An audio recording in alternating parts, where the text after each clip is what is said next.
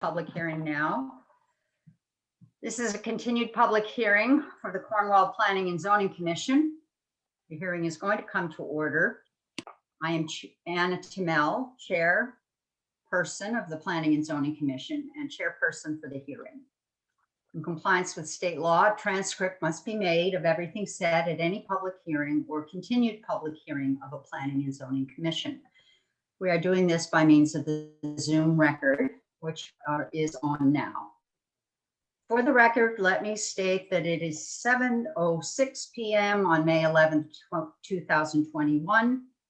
The purpose of this hearing, duly advertised according to law, is to hear the following. Zoning regulation brought forth by the Commission entitled Home Businesses.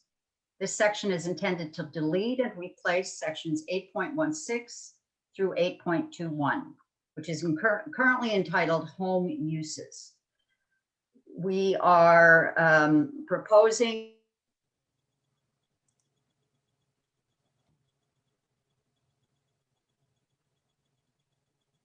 Anna froze.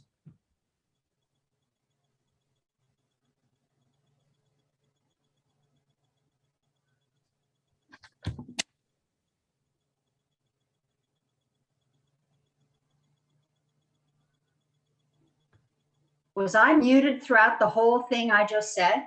No, you just froze up. There was a blip. We're just getting to, which is currently entitled. I don't know what happened. Okay, and currently entitled. Oh yeah, Home Uses. And it was the draft proposal 7, updated to March 30th, 2021.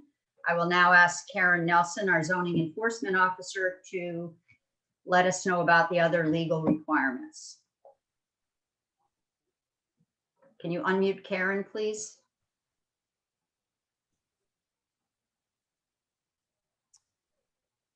Karen, you may.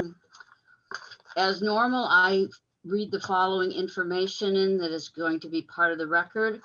I will not read the entire legal notice that was originally posted on the Cornwall website on March 2nd, amended on March 15th, and amended to April 1st, 2021. And this legal notice was also published in the Waterbury Republican on April 2nd and April 8th. It basically reads, as part of the Commission's April 13th regularly scheduled meeting, the Planning and Zoning Commission will hold a Zoom public hearing commencing at 7 p.m. to hear the following application. It reads, it references the zoning regulations brought forth by the Commission entitled Home Businesses, and this section is intended to delete and replace section 816-8-21, which is currently entitled Home Uses, draft proposal 7, updated to March 30th. At this public hearing, interested parties may appear and be heard, and written communications submitted, email, or regular mail. Proposed regulations posted on the Cornwall website are on file in the land use office, on file in the town clerk's office, and are available electronically by requests from the land use office at cwlanduse@optonline.net. The complete file, including all correspondence received by the land use office on or before April 12th, will be posted on the town of Cornwall website no less than 24 hours prior to the meeting. The agenda for the meeting will be posted on the town website prior to the meeting with instructions for attendance. That was a legal notice as appeared. The commission at its April 13th meeting made a motion to continue the hearing in the form of a legal motion, and therefore there was no noticing requirement that had to be repeated either in the newspaper or on the town website. So that noticing requirement has been satisfied.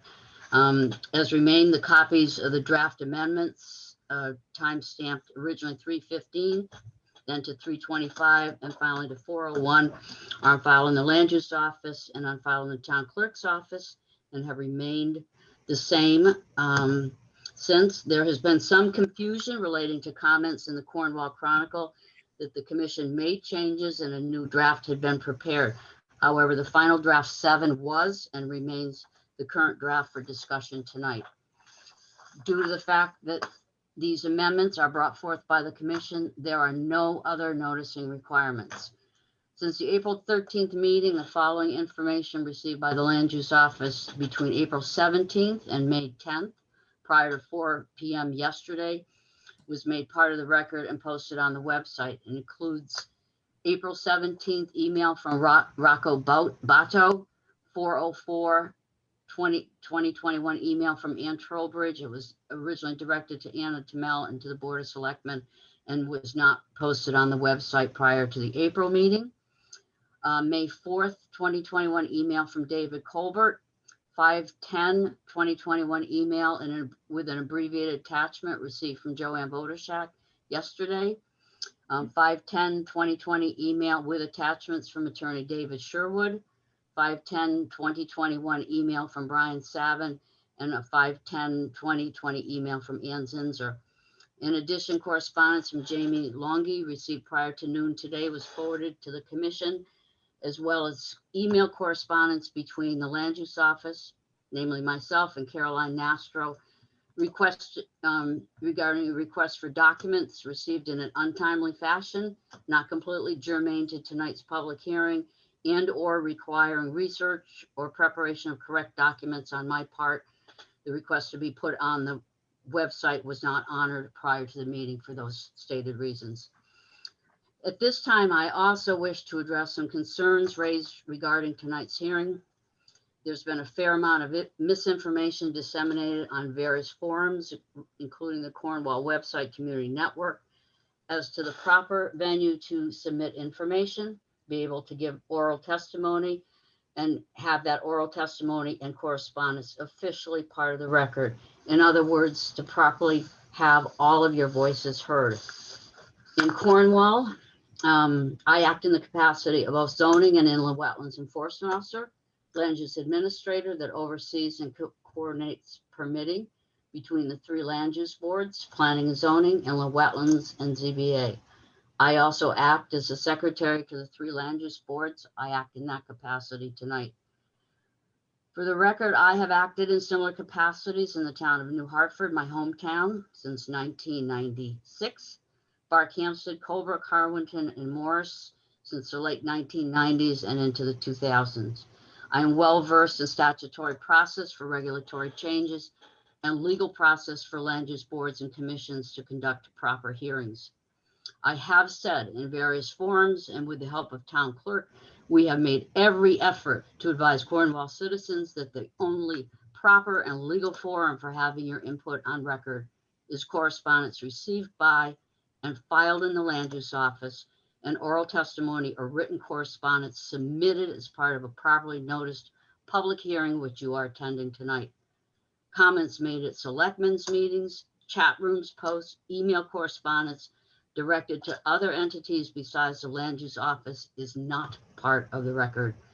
After the close of the public hearing, no more written correspondence or oral testimony as part of any form of public comment will be made part of the record and cannot be considered by the commission in their decision to act on these regulations.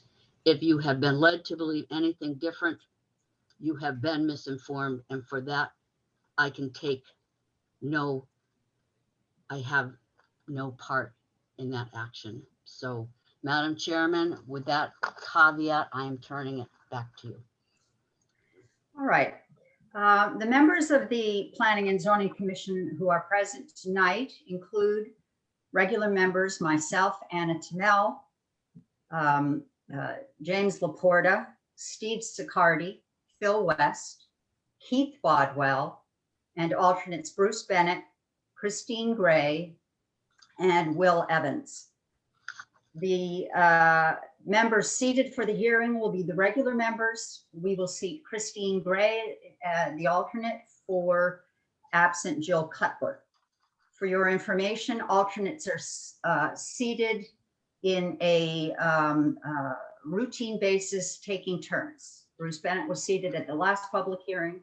Christine is seated tonight, and Will, you will be seated for the next meeting, and so on.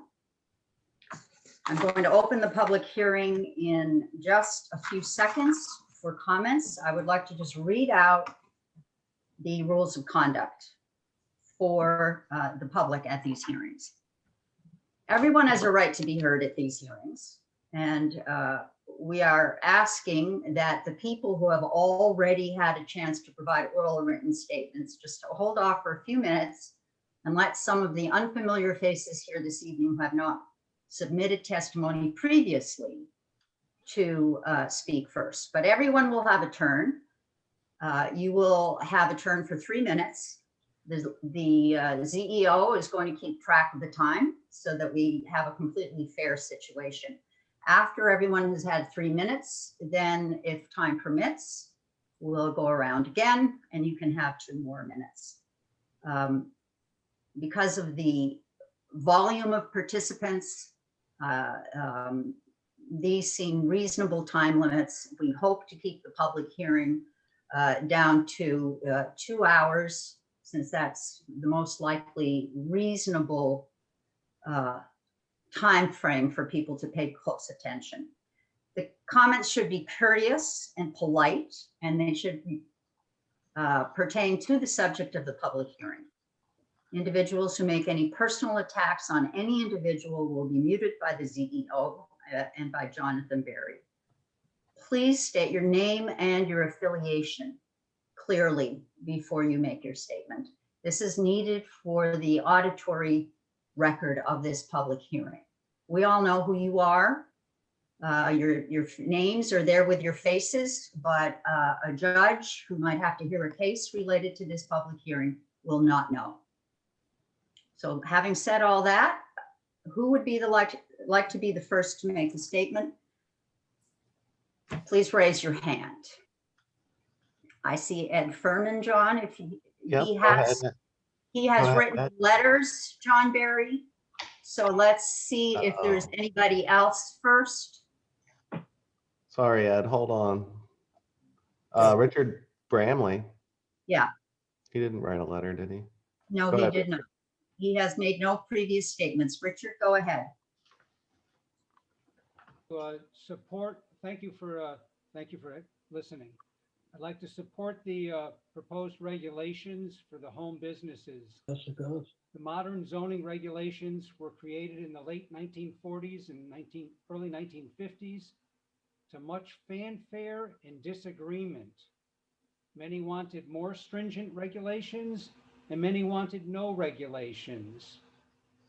Those zoning regulations were passed and were in place for over 35 years, or approximately 35 years. And then in the late 1980s, those regulations were updated, and for the first time, accessory apartments and home use were quantified. And now here we are 30 some odd years later, and those sections are being updated. Surprise, surprise.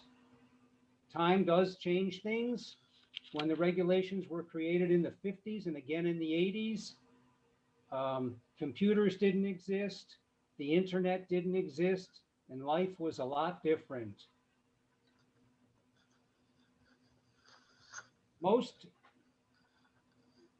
concerns with the new proposed regulations revolve around fear. I would say that it all could be just compacted into one word: fear. And that it's fear that your neighbor will do something you don't like. That's what it all comes down to, any way you want to say it. And borrowing a phrase from 90 years ago, the only thing we have to fear is fear itself. I mean, I know that's kind of a stretch from the Depression to zoning regulations, but it really does, it's really about the same thing.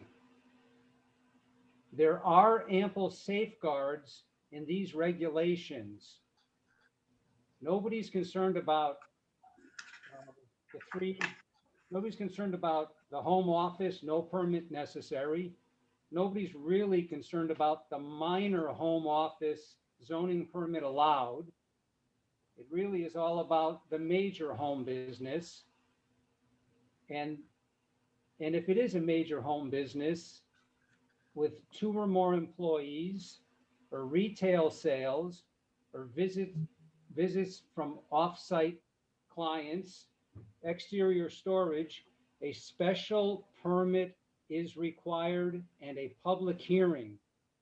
And there is where a lot of things will Richard, be caught and That's, controlled. And I'm sorry, Richard, your 3 minutes is up. can I? Thank you, John.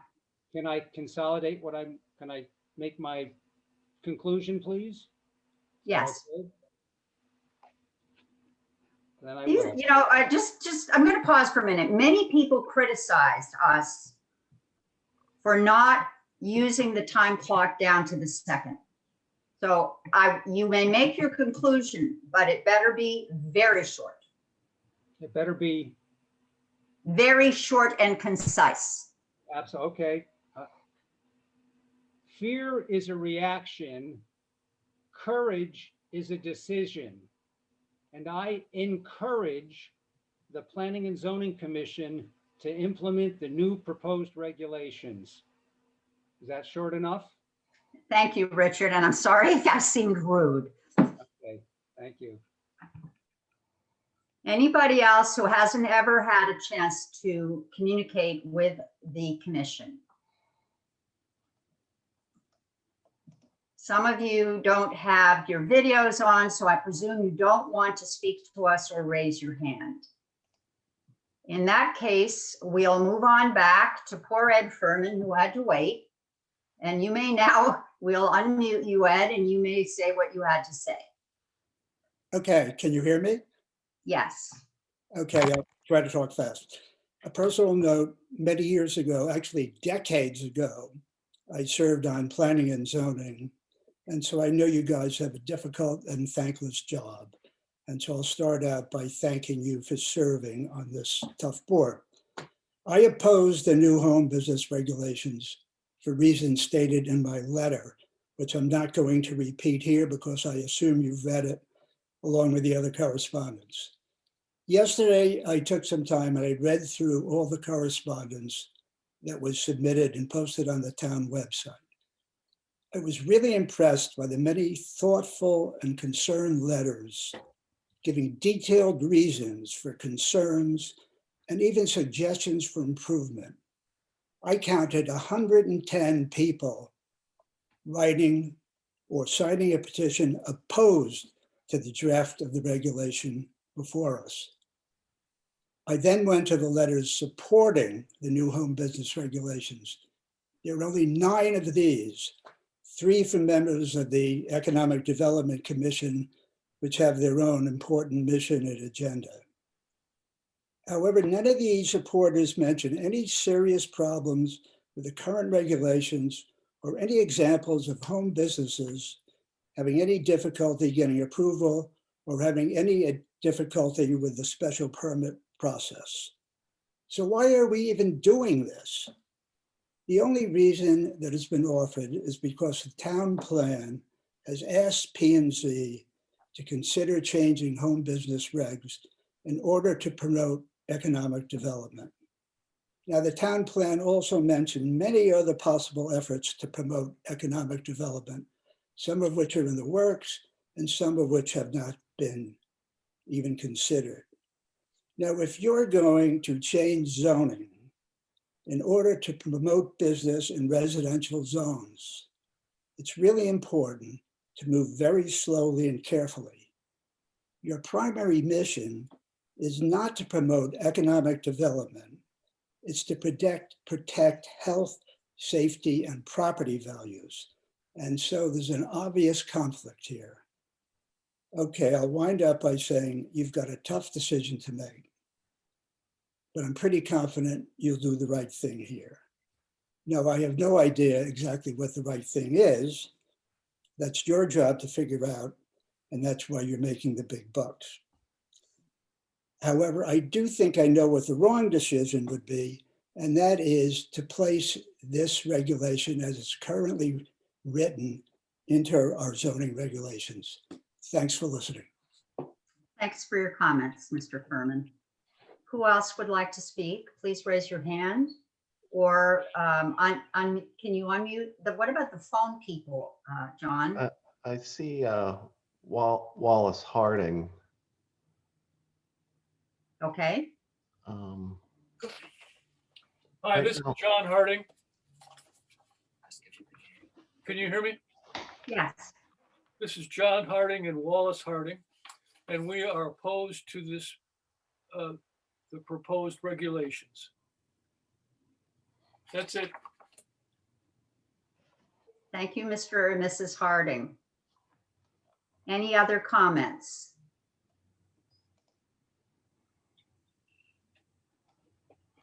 David Sherwood. He hasn't spoken before. He needs to be unmuted.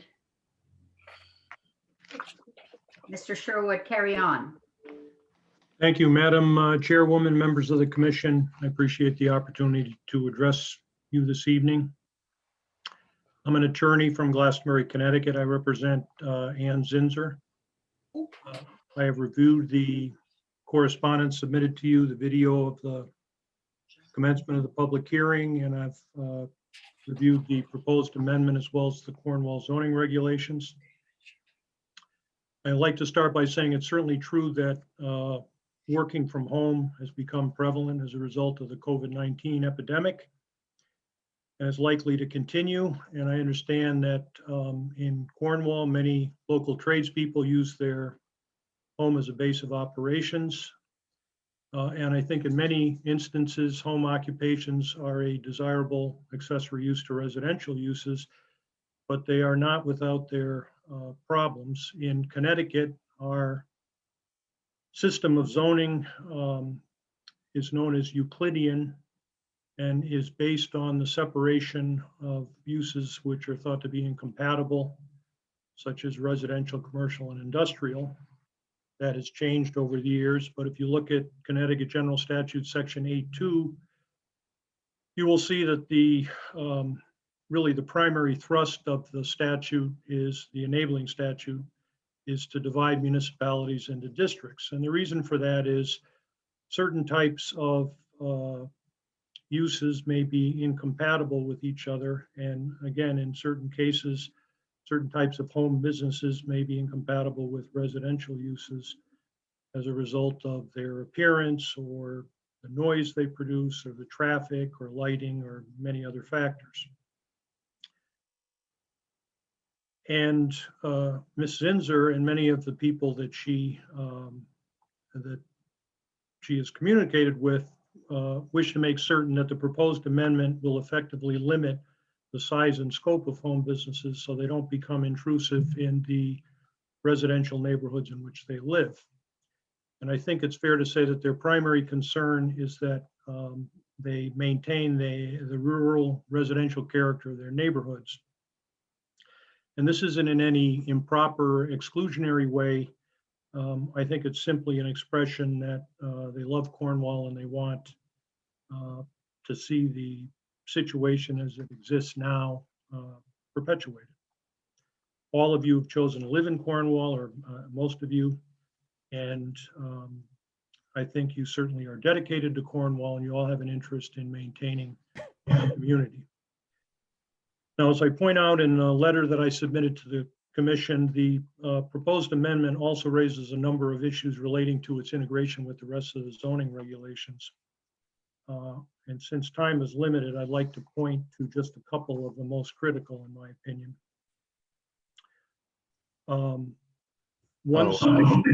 That might be 3 minutes. All right, Mr. Sherwood, you are representing Ann Zinser, therefore I'm going to ask you to stop talking now. And we'll see if there's anyone else who wants to speak. You will have another chance. We'll go around again. And anybody else? I see a hand. Jonathan, do you? There's 3 hands, Duncan, McClellan, Blaine. I don't think we've heard from Mr. Blaine. Yes, we have, but go ahead. We're paying no attention to that now. There weren't any other. You'll have to unmute yourself. Blaine? Mr. Matthews? Press unmute. I got it. I think I got it. Nice. You can hear me? Yes, just fine.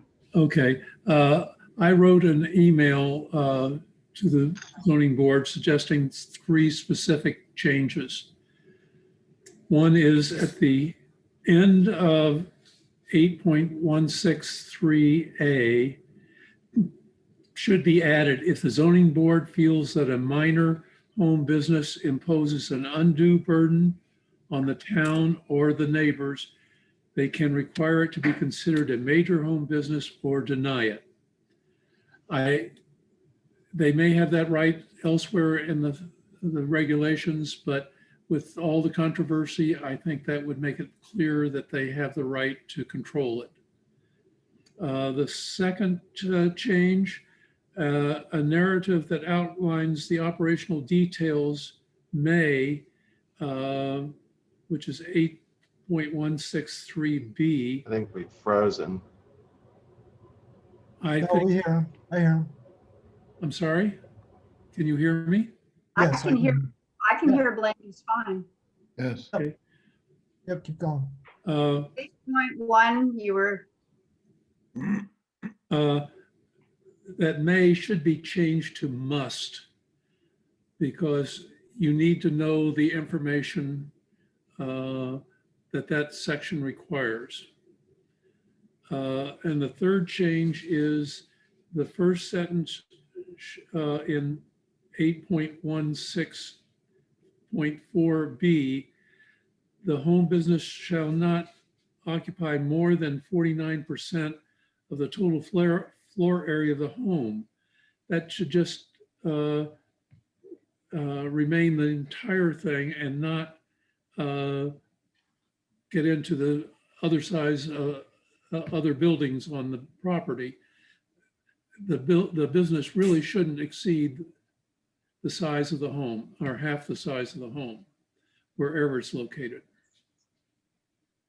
So those are my 3 suggested changes, which I think would make most people happier with the regulations.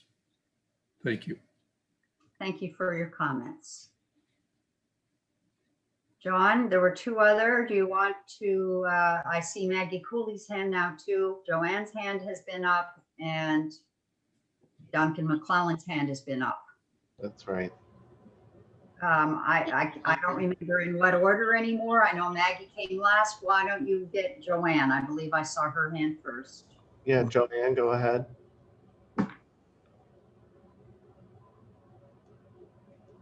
I just had a question. Is it permissible? I would like to hear more of what the Attorney Sherwood has to say. Could I give him my 3 minutes, or is that not permissible? I don't see why you couldn't give him your 3 minutes. I'm just making a decision on the spur of the moment, but you may need your 3 minutes yourself, Joanne, and he will have more time. We don't appear to have a large volume of speakers tonight. Why don't you go ahead? I'm sure Mr. Sherwood will have a chance to finish. All right, thank you. I don't agree with Richard that it's fear that's driving the opposition to these regulations. I think we've got a group that's anything but fearful. We've got a group of powerful, interested, concerned people, and concerned about the residential and rural character of our community. And I think the fact that those words have been removed from the draft is a serious mistake. I mean, the idea that character is a racist term has to do with affordable housing, nothing to do with business regulations.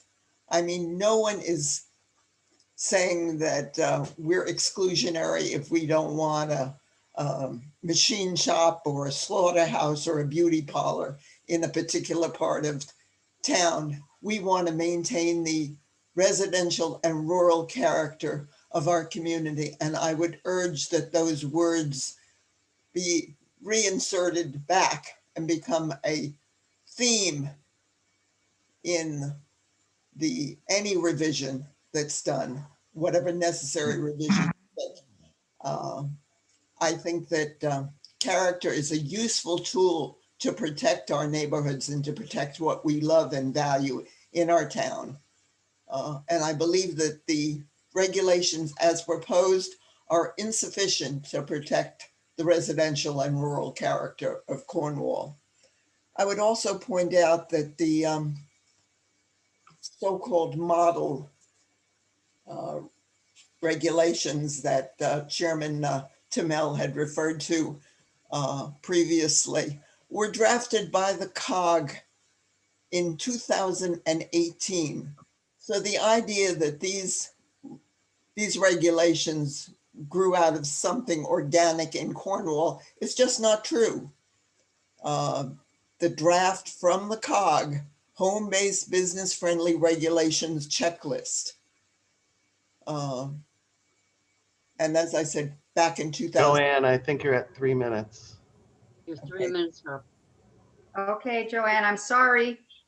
You were one of the people who complained vigorously when I let Rocco go over 3 minutes. So hopefully you can accept this. I just, could I get his 6 minutes back though? You I see, will. Jamie Longy his hand is also been up. Didn't Duncan have his hand up first, John? Oh yeah, Duncan as well. Yep. Go ahead, Duncan. Go ahead, Duncan. Okay, can you hear me? Yes. Okay. First of all, I'm Duncan McClellan. I'm a resident of Cornwall. I guess that's the official way we're supposed to start. Thank you.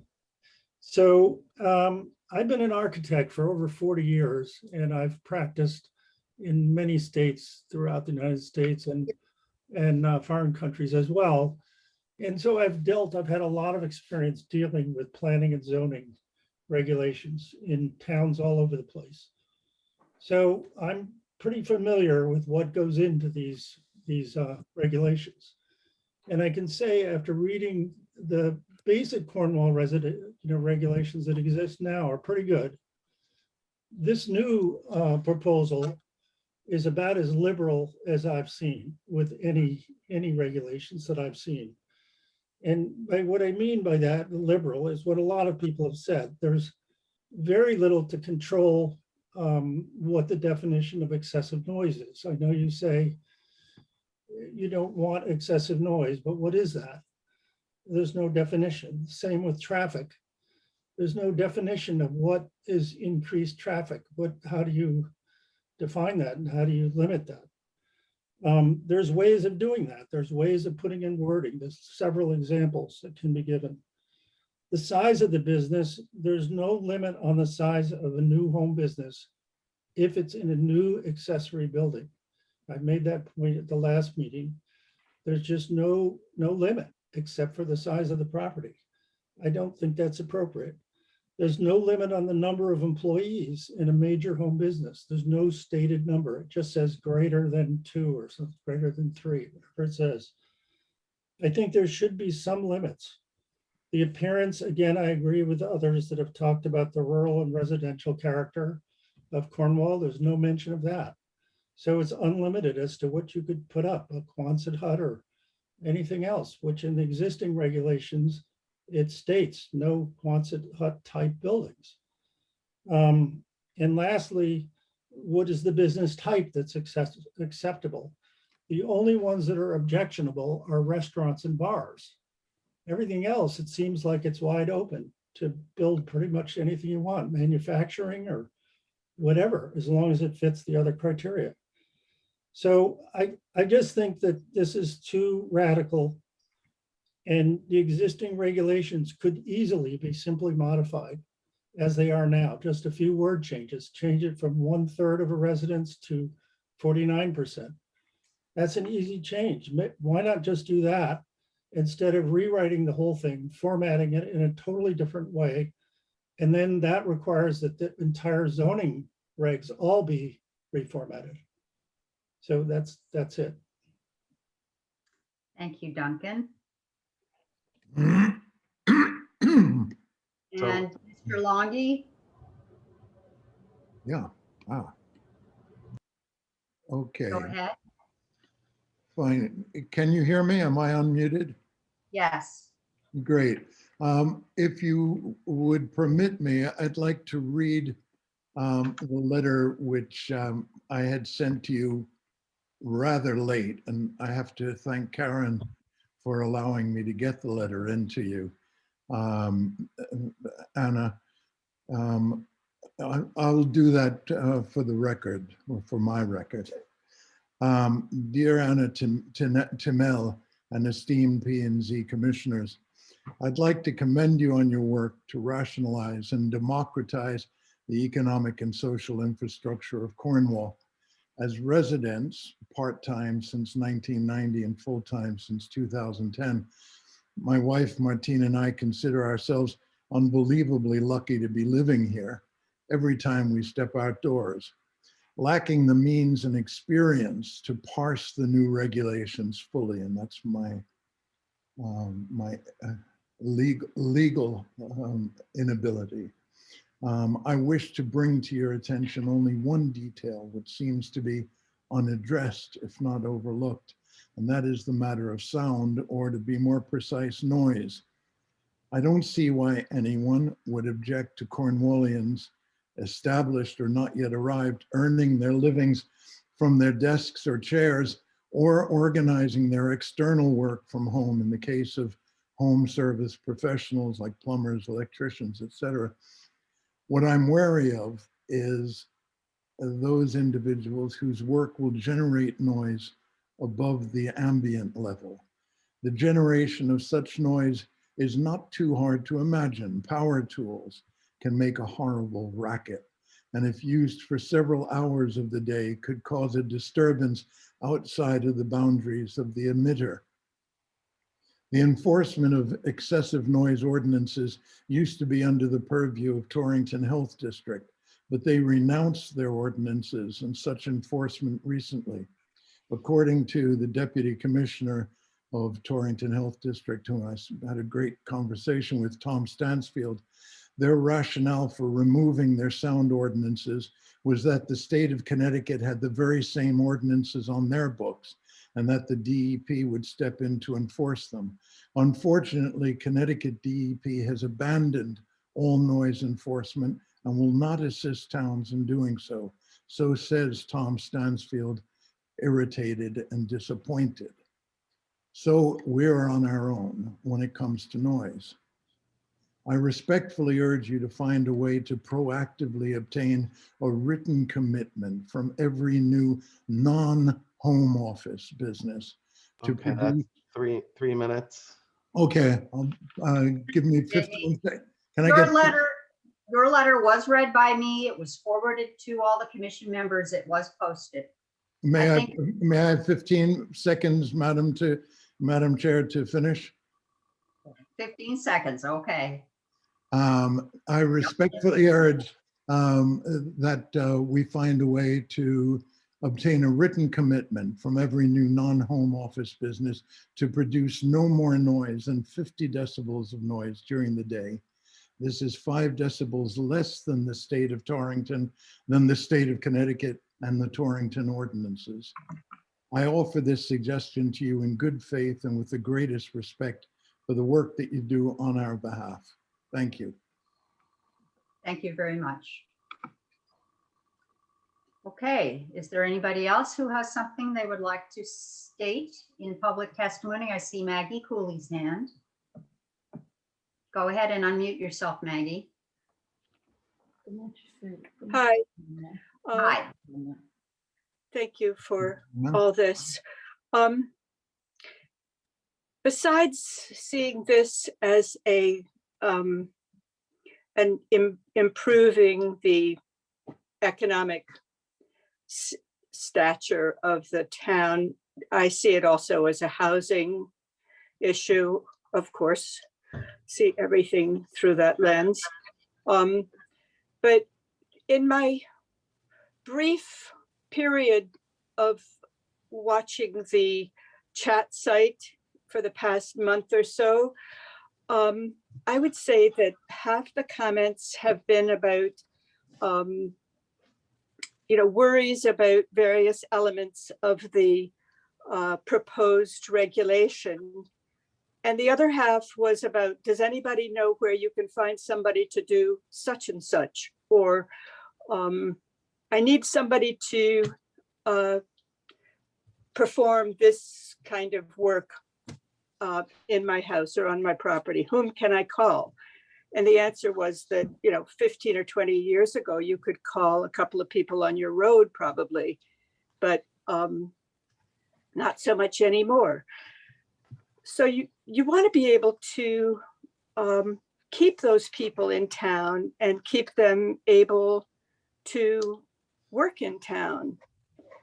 So I'm not made nervous by the regulations controls. It seems to me that you are able to deal with the possible threat of incompatible uses. But if you are obliged to alter the proposed regulation, I hope you'll do it just very scientifically and surgically and change as small an amount as you can. Thank you. That's all. I'm for it, in case you hadn't guessed. Thank you, Maggie. Okay, I see Ian Ridgway and Ruby Goldberg. Okay. Ian, do you Unmute want to go? whoever was first. I Ian? think it was Ian. Yeah, go ahead. Hi, can you all hear me? Yes. Great. So I wanted to give a different perspective. Just Ian, could you just state your name out loud? We've stated your name, Yes. but would you state it in your voice, please? Sure. My name is Ian Ridgway. I'm a 24-year-old lifelong Cornwall resident. And like I was saying, I wanted to give my perspective on the new zoning proposed regulations.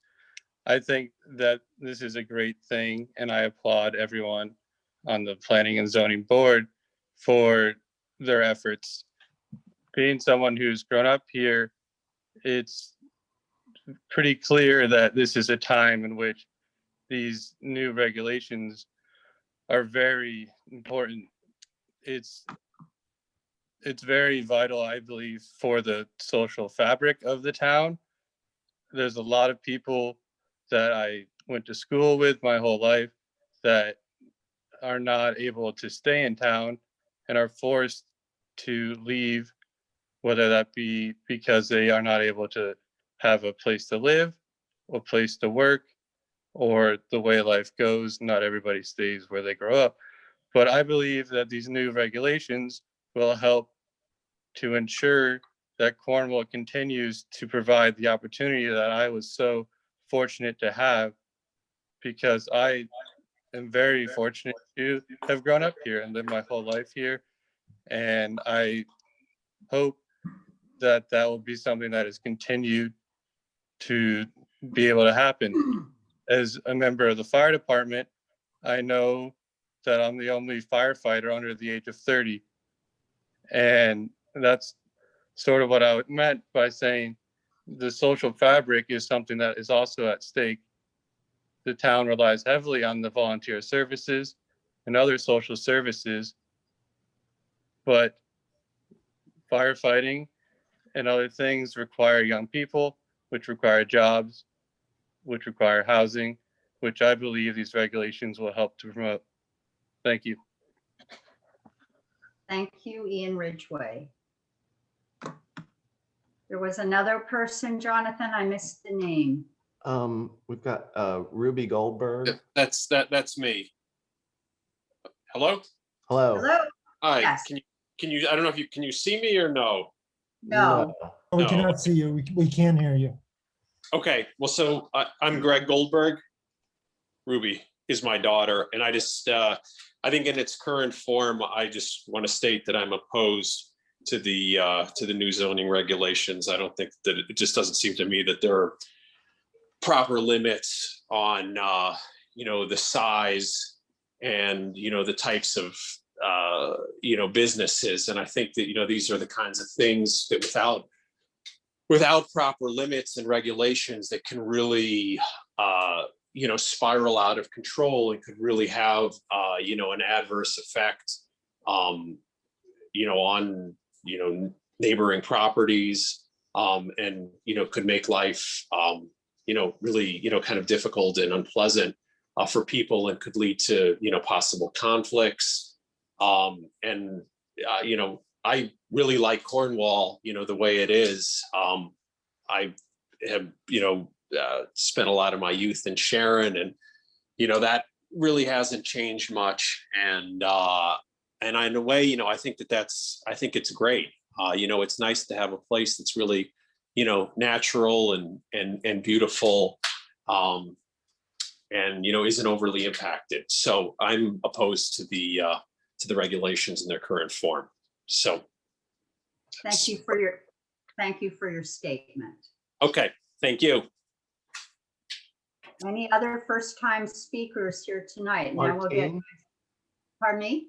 Martine Longy. Okay. Unmute yourself, Ms. Longy. You're muted.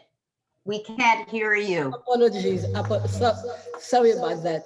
So I am Martin Longy. I live on Todd Hill. I am absolutely elated to live in Cornwall. I come from Paris, and then there I say from New York. So and of course I am Jamie Longy's wife. What I want to say is a little bit reminder here.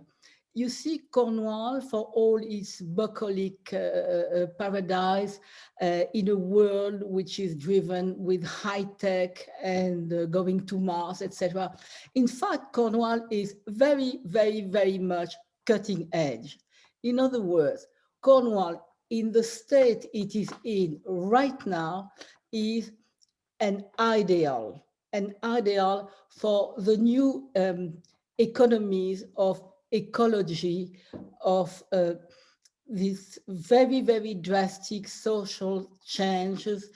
And if the town adopts new resolution that will embrace and encourage going back to some form of brick and mortar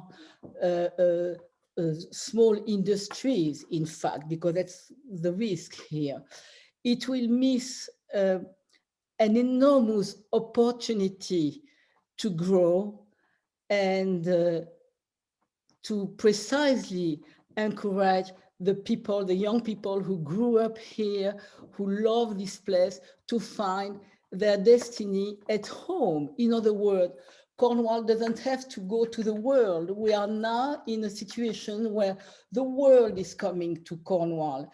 All that this little, beautiful little place represents is something extremely sought after. Now, it might be borderline immoral, because it is true that for people who work who make a living by going to work very early on in the morning, pulling long days of work, it is a bit immoral to see that the economies of leisure can make tremendous money with very little effort. But you know what? That's the world how it is. We didn't make this world. The world has become that. And we here have to offer tremendous opportunities, not only to the outer world, but to precisely the inner world of Cornwall. I just want to conclude in saying, look at the success of the Mohawk ski slopes this winter. It was extraordinary, you know, so encouraging ecology, which Cornwall has been at the forefront of.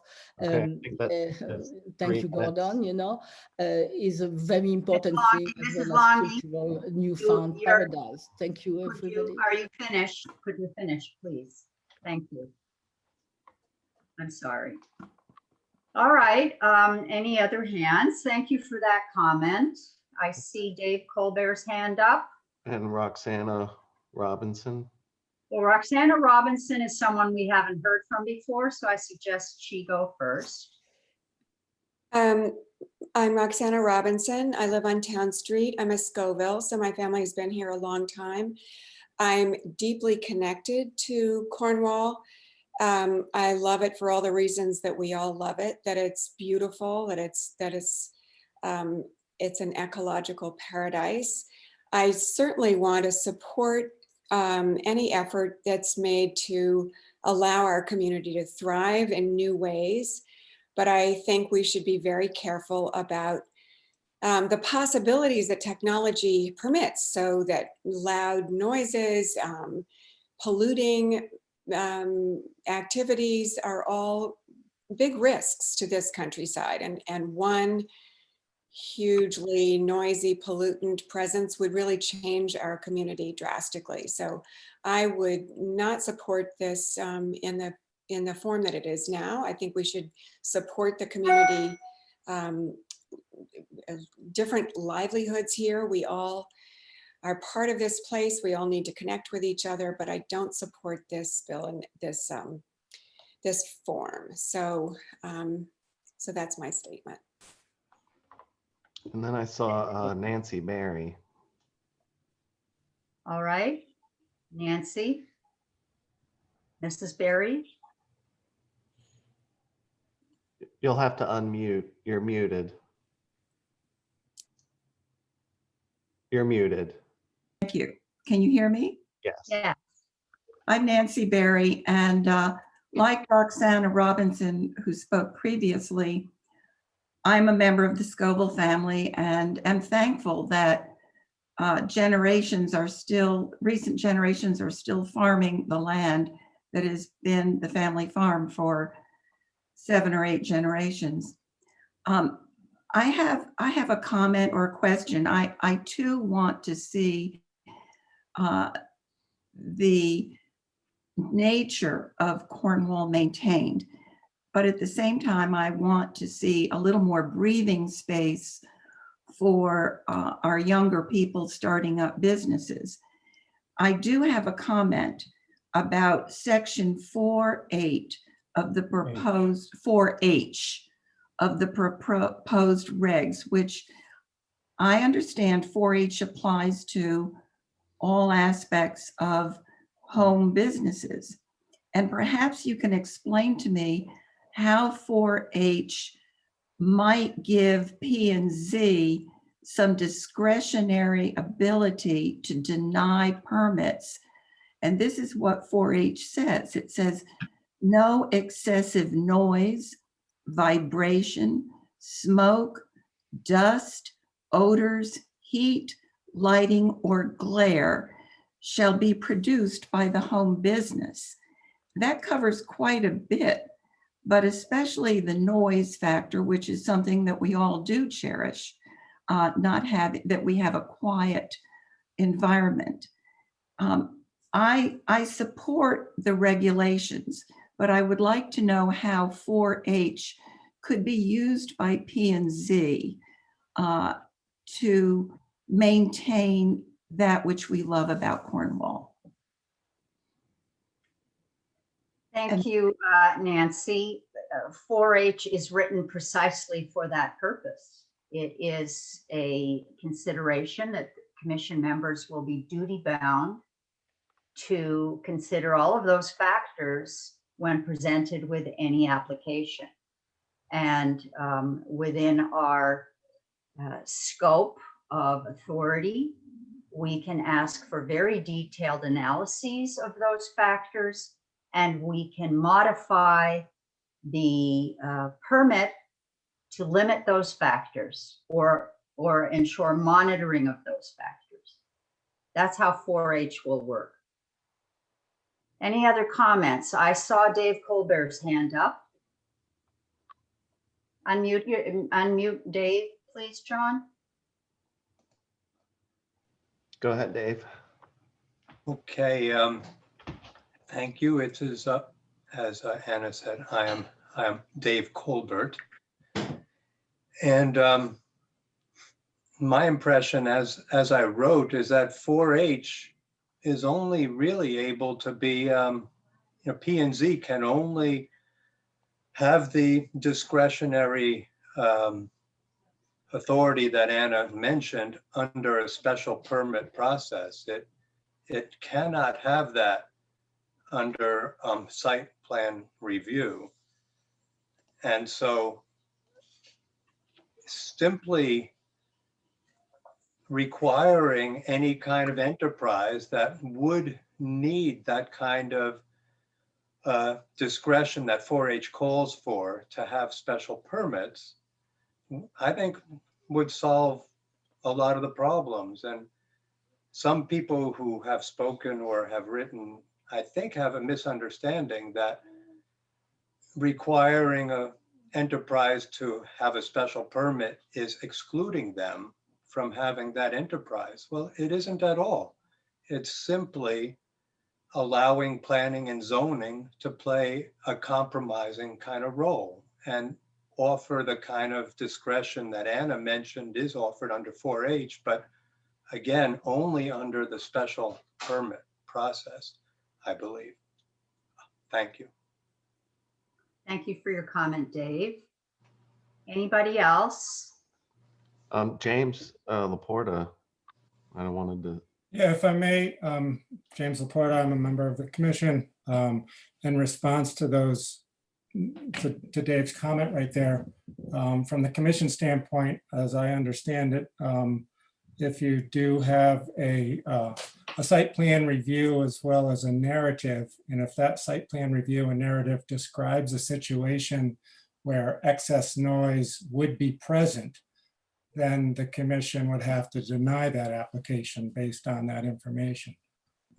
So in that's how we were thinking that control feature would come into play under all potential applications. I just wanted to put that out there as food for thought.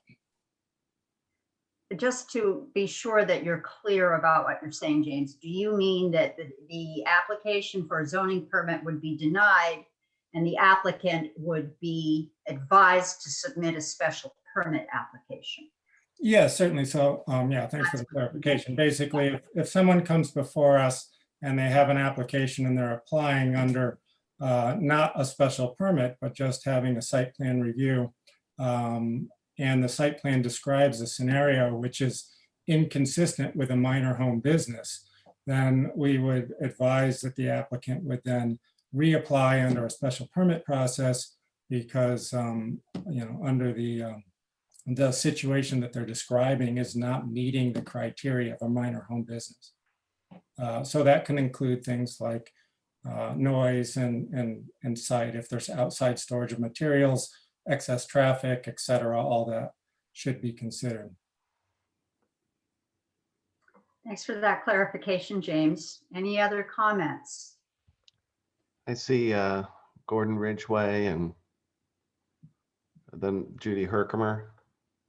And Toby Cornejo, I see her hand raising. So, go ahead, Gordon. Yeah, he saw your hand first. Go ahead. Yeah, good evening, everyone. Gordon Ridgway. And again, thank the commission for wrestling with these, with this issue. And again, I'd urge everyone to read the town plan of conservation development, which was developed over a period of years, but it does have some interesting demographic information in it. And I think part of a section in there where the genesis of this says one of the goals of the plan is to make it easier for people to work from home and to allow low impact businesses in residential zones. Now, the thinking even before the pandemic hit was that these businesses are essential to their town services. We are very concerned, as are many rural communities, of the hollowing out process that has occurred over rural America. And even now that the pandemic is subsiding, we are seeing less people in town than we did last year. So again, I think the underlying need for jobs and to have a robust, sustainable town is still prevalent, and it is farsighted of the commission to have put this into the town plan, the need to do something like this. Again, since we last met, I did look at the files, and there are quite a few home businesses that did not go through the process, that are not licensed. at this point and would require special permits on the existing regulation. And certainly the town on the good side has not received any real complaints about these businesses, even though apparently 25% or more of the town works in a self-employed home business arena. The town does receive many complaints from neighbors, things like driveway locations, fences, drainage, target shooting, dogs, fences, but not much on home businesses. And I think in some ways, people that run a business are concerned about their neighbors. And again, a minor business is a minor business, and they've existed in Cornwall since its beginning, and certainly have been allowed since about 30 years ago. And again, I'm confident that some of these worst case scenarios would not pass out of the land use office if somebody decided to put a 50,000 square foot home business. Unless they lived in a 50,000 square foot house. I think the biggest house right now in Cornwall is about 15,000 square foot. I think that wouldn't get very far off Karen's desk, or would a manufacturing facility masquerade as a home business. So I think there are things in place, and the town does wrestle with these issues from time to time. When I was on planning and zoning a long time ago, we did wrestle with the issue of relocating the Little Gill, which is not a home business. It did come under a nonprofit thing, and dog kennels are allowed in Cornwall because it's a necessary facility. And I think there's sort of a lesson to be learned. 3 minutes. So anyway, I guess I have to cut you off. that's okay. That was fun for me. No, I'm just teasing you. We will get back to you. Toby Cornejo. Hi, I'm Toby Cornejo, and I've been a part-time Cornwall resident since 1996. And I just wanted to go on record saying that I am very appreciative of this Planning and Zoning Commission and all the work you're doing on these regulations. And I feel like these hearings and everybody's testimonies and letters are getting us closer to where they need to be. But I don't think they're there yet. I really think that that 4H that was cited really needs to be more clearly spelled out in every criteria, every category that it lists. And I also think the decision criteria that you've spelled out for major home businesses about sort of safety and welfare and nature. I have to go back on my phone to find the exact language, but there's very specific language about all of the sort of qualities of Cornwall that you're bringing to bear on the major home business category, I think need to be spelled out as criteria for the minor home business category too, or you're going to leave the possibility open that the commission won't be able to wrestle with some of these things with a particular business, and it will just be much harder for you to do your job or for Karen to do her job. Thank you for your comments. Next, who else?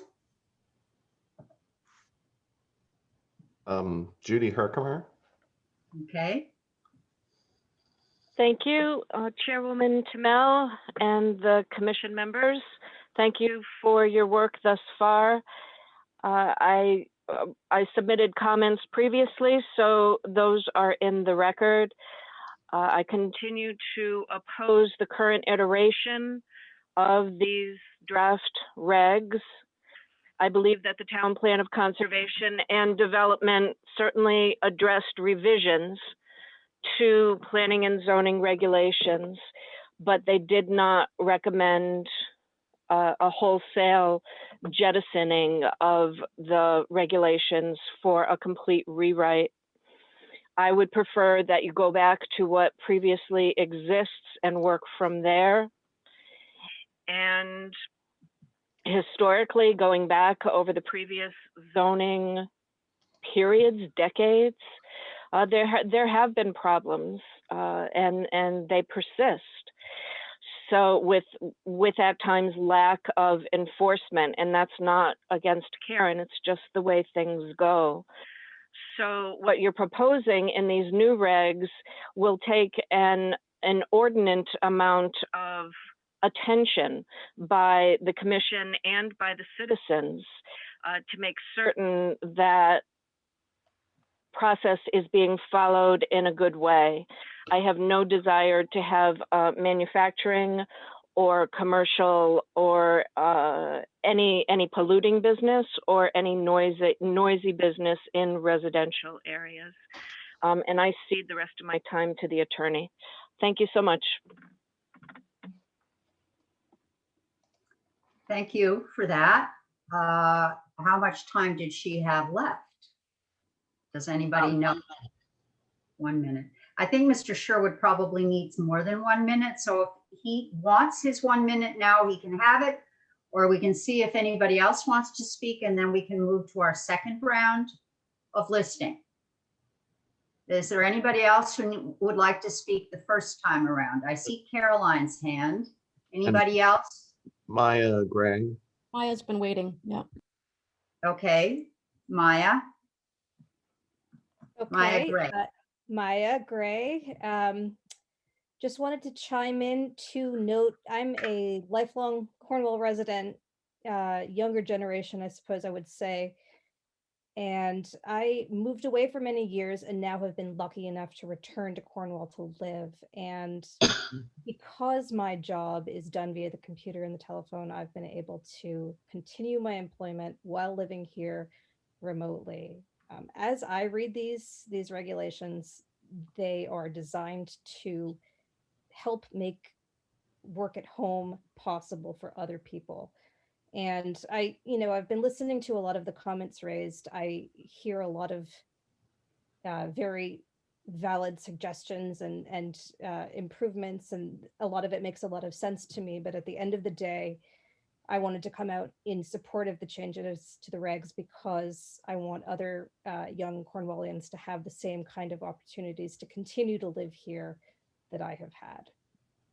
That's it. I don't need 3 minutes, I don't think. So we can move on. Thank you for those comments. Let me just pause to ask Mr. Sherwood, do you want your 1 minute now, or do you want to wait until we finished with everyone else? Can you unmute? I'll wait if that's acceptable to you. That's perfectly fine. Caroline, you had your hand up. You can go ahead. I'm Carolyn Nastro. Yeah, I just like to say that I think the commission, from watching the commission to date, I think the commission and the people opposed are actually really on the same page. Like, I don't think there's much, I think everybody in Cornwall, pretty much no one has any opposition to people working from home or businesses that don't have a significant impact on their neighbors. I think we're all together in that idea. And I've watched each of you. Steve, are you there? Steve Sicardi? I've watched you, for example, say that you raise certain, I watched you during the meetings raise certain issues that we're sort of raising now, like Phil and James Laporta and Christine Gray. You've all raised very important things. Steve raised a question about, making sure that we ensure that businesses that have more than 2 clients can be allowed to operate and under the minor home business regulation. And now they can't, like an art teacher for kids.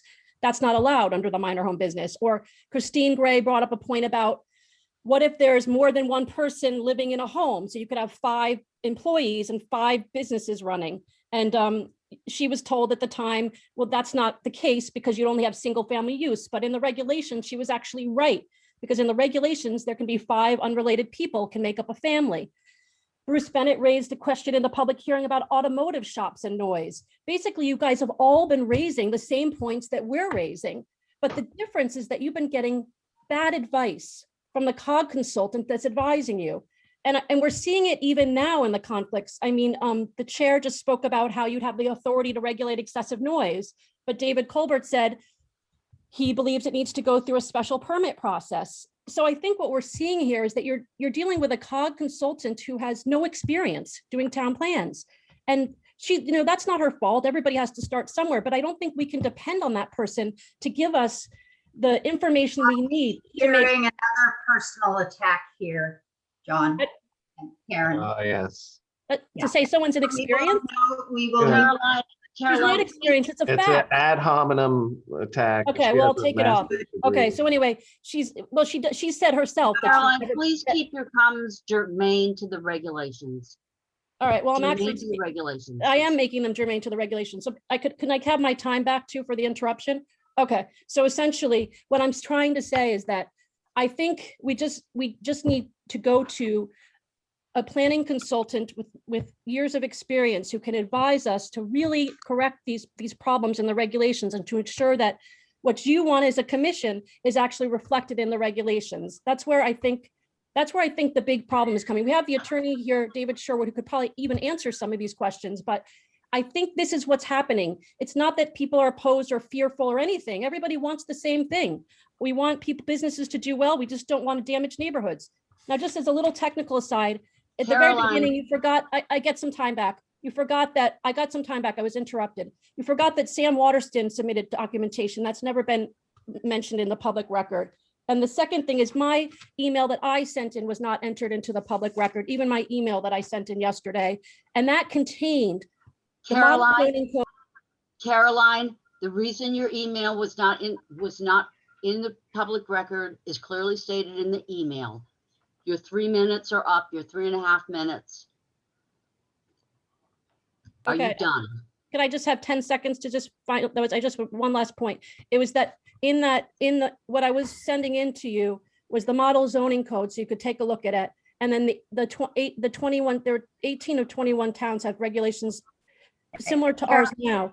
Caroline, you sent over 600 pages. You can use of those as reading material. reference. I just finishing up. Again, Caroline. I'm just finished. So you can use those as reference. Thank you very much for listening. I would like to respond to the last thing that Caroline said. She has mentioned many times about this model Connecticut zoning code, but I'm afraid she neglected to look at where it came from. And Caroline, if you go back to it, you will find that it says www.wustl.edu.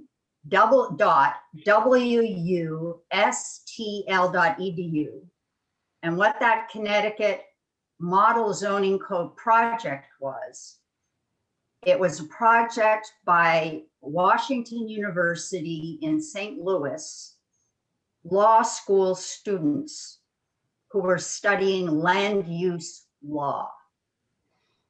The state of Connecticut does not have a model zoning regulation, and I'm sure Mr. Sherwood can confirm that. So I need to correct that inaccuracy. It's Now- it's the Yukon model zoning code on their website. So maybe we're talking about two different things.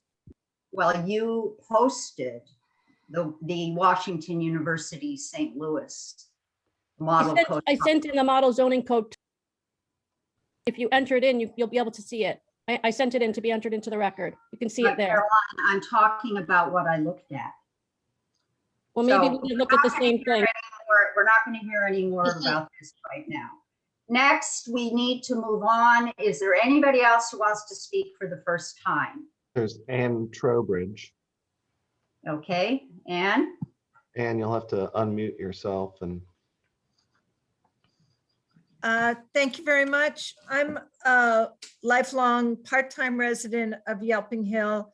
And like my friend Duncan McClellan, also an architect who's been licensed for 40 years or thereabouts. I'm actually full-time now, teleworking to my job in Washington, where I represent a large organization as their head of planning and represent them before their zoning body. It's a very different context than Cornwall, but I do read a lot of regulations as part of my job, and I help craft some of those regulations because we have the opportunity to comment on many of them, the policies and regulations that then apply to projects we do.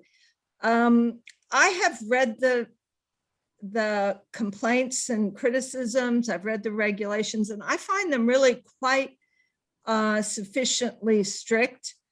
I think we should place greater trust in our professional land use staff and those from the COG, the planners who assist in crafting these regulations. I think our volunteer board is extremely well-versed and knows the town very well, and that we should give them a greater level of trust. In thinking about the possibilities here, I have a few comments. I think there are great advantages to having a home business in that you can have perhaps just one car for a family instead of having two cars going off in two different directions. That's a huge advantage, both in costs as well as in greenhouse gas emissions. I also think that we need to trust that there aren't a lot of people who are out to do us harm by establishing an industrial business. This is a terrible place for an industrial business. We have the most unreliable power in the state of Connecticut. We have no running water in most places. We have no sewer in most places. We have no internet in most places. We have no natural gas and pipes under the street. We are really not a good industrial location. So I really don't share those fears. And I also trust that most of us are good neighbors and would conduct our businesses appropriately. Okay, Thank you. Oh, perfect. 3 minutes. Thank you very much for your comments. Anybody else? I'm All right. looking for hands, and I don't see any. we could double back. I know Attorney Sherwood. Yeah, I think it's high time that Attorney Sherwood had his second chance, so he should. Is Anna Tamel missing video now? I don't see. Yeah, I don't know where it went. I can hear everybody. You don't need to see me, I guess. Okay, go ahead, Attorney Sherwood, if you're ready. Thank you. To continue in my letter, I indicate that there are some structural inconsistencies between the ordinance, the draft ordinance, and your zoning regulations. And I'd like to point out two which I think are especially significant. The draft regulation doesn't specify the zones in which home businesses are permitted. I think your intention is to allow home office and minor home business in as permitted uses in every zone, and a major home business would be a special permit, presumably in every zone. The current regulations allow home occupations, which are the subject of the current ordinance that the draft regulations intend to replace, as special permit uses in any residential zone and in the Cornwall Plains zone, but they're not allowed as a permitted use in any zone. So if you adopt the ordinance as drafted, you will not be able to have a home business in any zone because it's not referred to in your zoning regulations. So it's going to require a further text amendment to accomplish that. And the second conflict, which I think is potentially more significant, is that I think your concept of major home business is in potential conflict with the requirement in section 5.4 of the regulations that allows only one principal use per lot. Because I think if you have a home business with retail sales, with 2 or more employees, with frequent deliveries, with customers going back and forth to the business, and exterior storage of up to 2,000 square feet, I think that constitutes a principal use of the property. And the residence may be the other principal use, but your regulations only allow a single principal use. With respect to Mr. Colbert's comment, I think the reason it's important to understand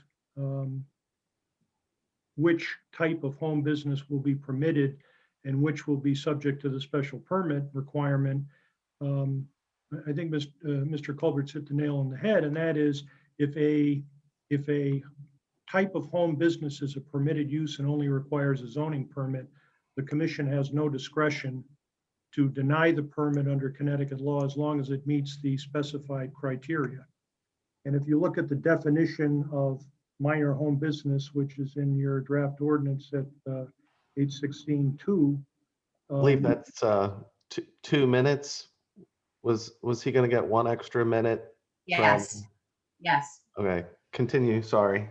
There is nothing in that section which refers to excessive noise or traffic. And so I really don't think you have the discretion that you may think you have if you make a minor home business a permitted use.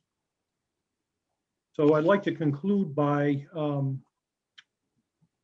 urging you to consider withdrawing the draft ordinance, this version of the draft ordinance. You obviously have a tremendous fund of talent in the community. You have a large number of people who are engaged. You can work to resolve the inconsistencies between the draft regulation and the existing regulations. You can hold additional workshops with more public input. And I think you can come up with an ordinance that will make that everyone in town can live with. Maybe everyone in town won't be happy with it, but I think that there is room for additional compromise. So I urge you to consider working on yet another draft. Keep in mind that the Okay, I think you might be going over the time. 7 drafts and took 10 months to ratify. So it's not unusual to have to do that with a document. Thank you. Thank you for your comments. Do we have any other people who would like to comment again? Gordon, did you want to circle back and finish what you were saying? Little, yeah, my story about the guild, I think, and again, that is not a home business, but there was a process there the town went through and had public hearings taken into account. And again, people were concerned about property values going down. That didn't happen.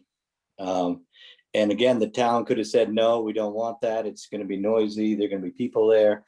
And we could have had the guild go somewhere else. But the town's been better off because the planning and zoning did the right thing and say we have some obligations to be a broad-based town.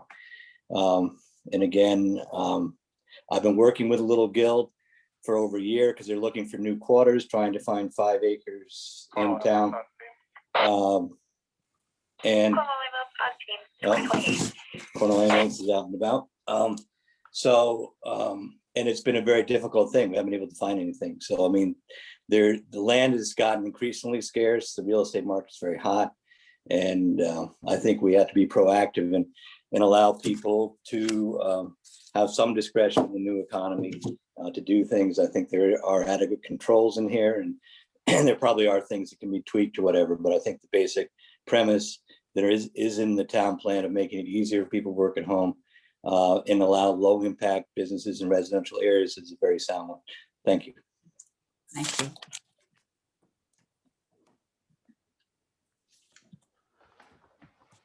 Does everybody feel they've had a chance to speak and say what they wish to say? I don't see any more hands. I just have one thing to add. All right, Caroline, go ahead. You have 2 minutes. Just to emphasize, responding to what Gordon said about that there haven't been many complaints or that we're trying to encourage business in our town.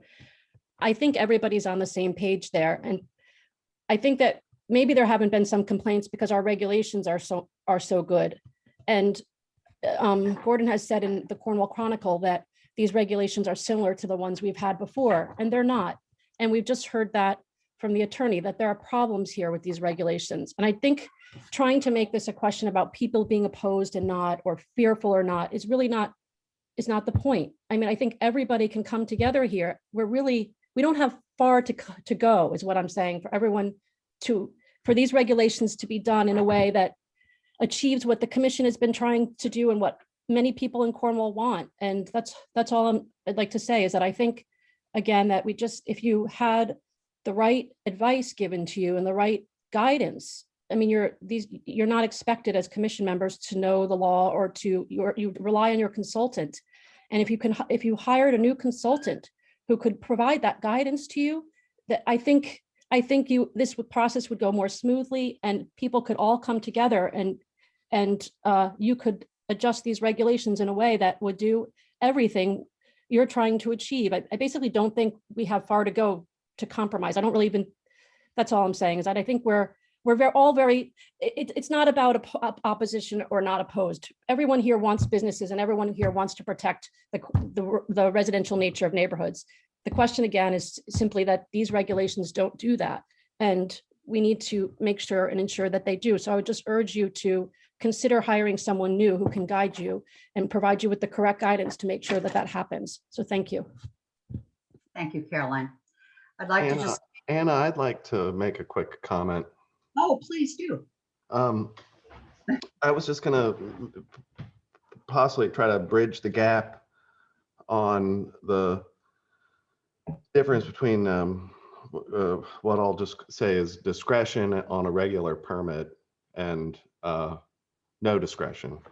And assuming that there is no discretion, that and that a application that fits the requirements for a permit, not a special permit, but a regular permit, would have to be granted. That begs the question, in my mind, in order to fit the parameters to negate discretion, that application would have to come within section 4H, would it not? And if it were a business that is likely to be quite noisy, they could deny that application. Thank you. I want to make a few clarifying comments, particularly in relation to what Caroline has said.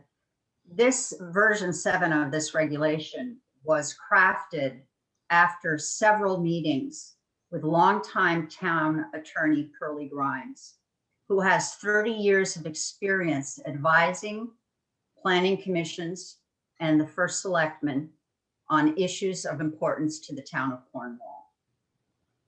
Secondly, the issue of discretion, which has been extensively discussed with quotes from Attorney Sherwood and quotes from Attorney Tom Burns dating back to 2006. I will say that there are clearly differences of opinion about this matter. And I've heard equally firm statements that the Planning and Zoning Commission does have discretion. And the mechanism is that our prime duty is to the health, safety, and welfare of Cornwall residents. Any minor home business that threatens that in any way, it's within our power to deny and require the applicant to seek a special permit. That's all I have to say about that. I hope that relieves some concerns. There are many land use lawyers in Connecticut. They have different opinions. There are many, many cases that come before the various courts in Connecticut, and the actual precedents and statutes are constantly changing here. Partly because we have so many different regulations in different towns.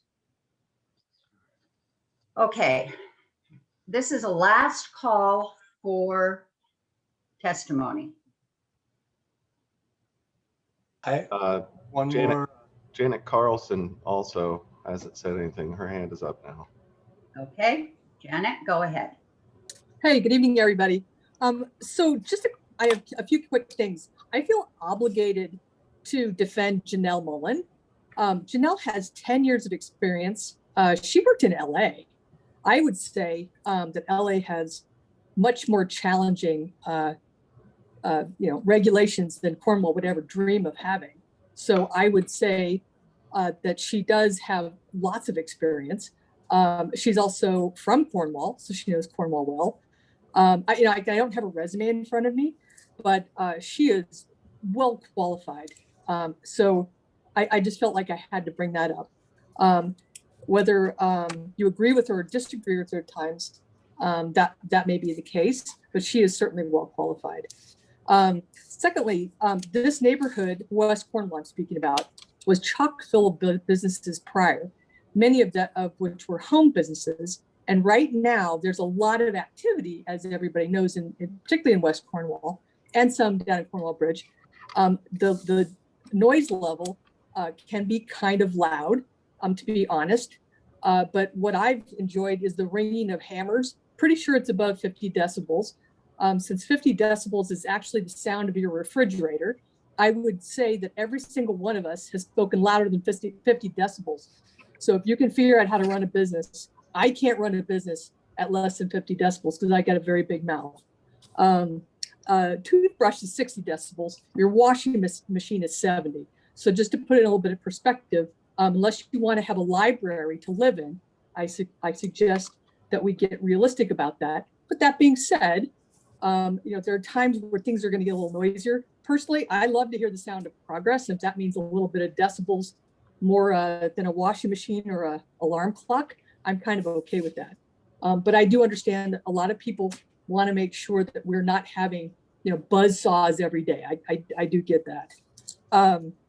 So I guess that's just what I wanted to talk to you guys about, was just, like embracing the change. Change is going to come. Change is going to happen whether we like it or not. It's whether the change comes that we want versus the one that we might not want. So I am hopeful that we can all work together and hear each other and hear our issues, but also have it, I guess, founded in reality and founded in the way to bring youth and energy and more businesses to town that can enhance all of our lives. So thank you to the commission and to everybody here who took the time out of their day to be heard. I do appreciate that. Thank you, Janet.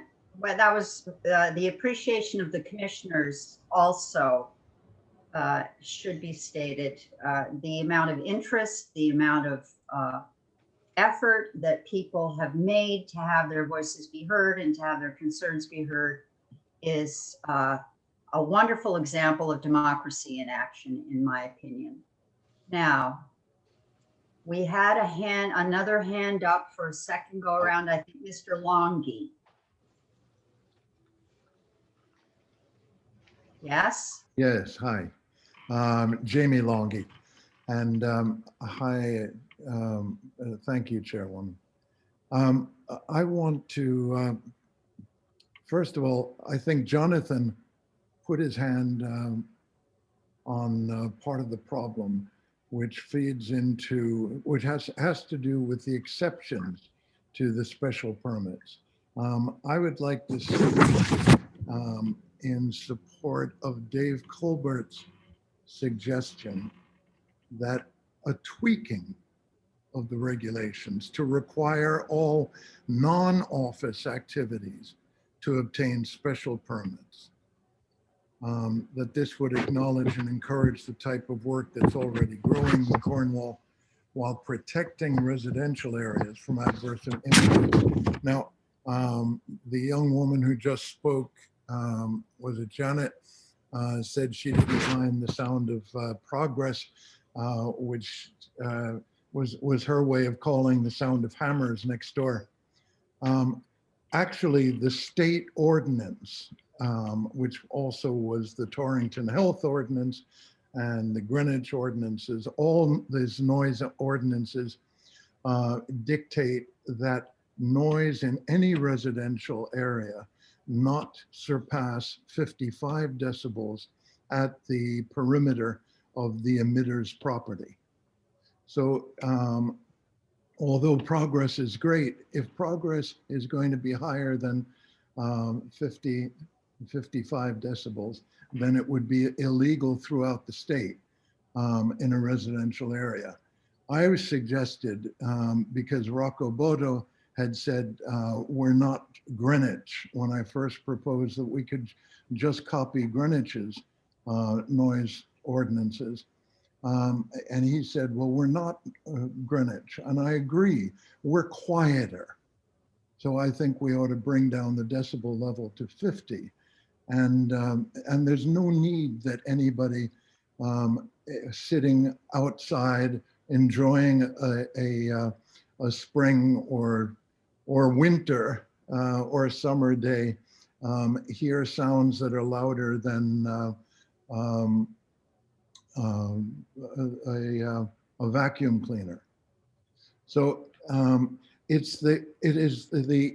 I think and I agree, of course, with Caroline, and I think almost everybody, that we're all united. We all want to see the town become more economical, to have people working from home.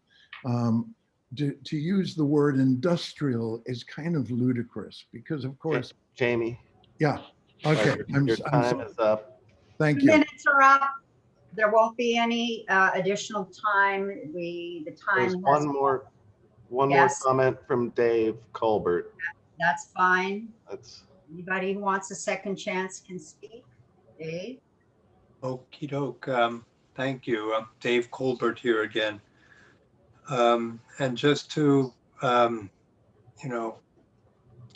hammer on this point of the discretion on site plan review, James pointed out that you're relying on the applicant's narrative and that any red flag would trigger a special permit, but that's not, I don't think, how site plan review really works. So you can ask yourself, if someone in their narrative says, I'm going to have a carpentry shop, there will be no excessive noise. Now, how is Karen gonna be able to quantify excessive noise? She simply has to say, are you sure you won't have any excessive noise? And then they'll say, yes, I am sure. Then it will be illegal for her to deny the permit. If instead you required that operation to have a special permit, they could still say there won't be any excessive noise, but under your discretion powers in a special permit, you can impose certain conditions if you are worried. So you could ask Pearlie Grimes about that. If you can say in a narrative, if an applicant said there will be no excessive noise, would we be forced to accept that? I'd be surprised if he would say you'd be able to ask them to quantify it if you have no standards in the regs. That's my comment. Thank you. Thank you. Karen, I saw you shaking your head. Do you have anything to say in response to that comment? In deference to Dave, I feel that I have the right to ask for additional information. I have the right, and I do ask for additional information. So I respectfully, in some fashion, disagree with you, David. Thank you for that. Christine Gray has her hand up. Oh, it was also in response to David's comment.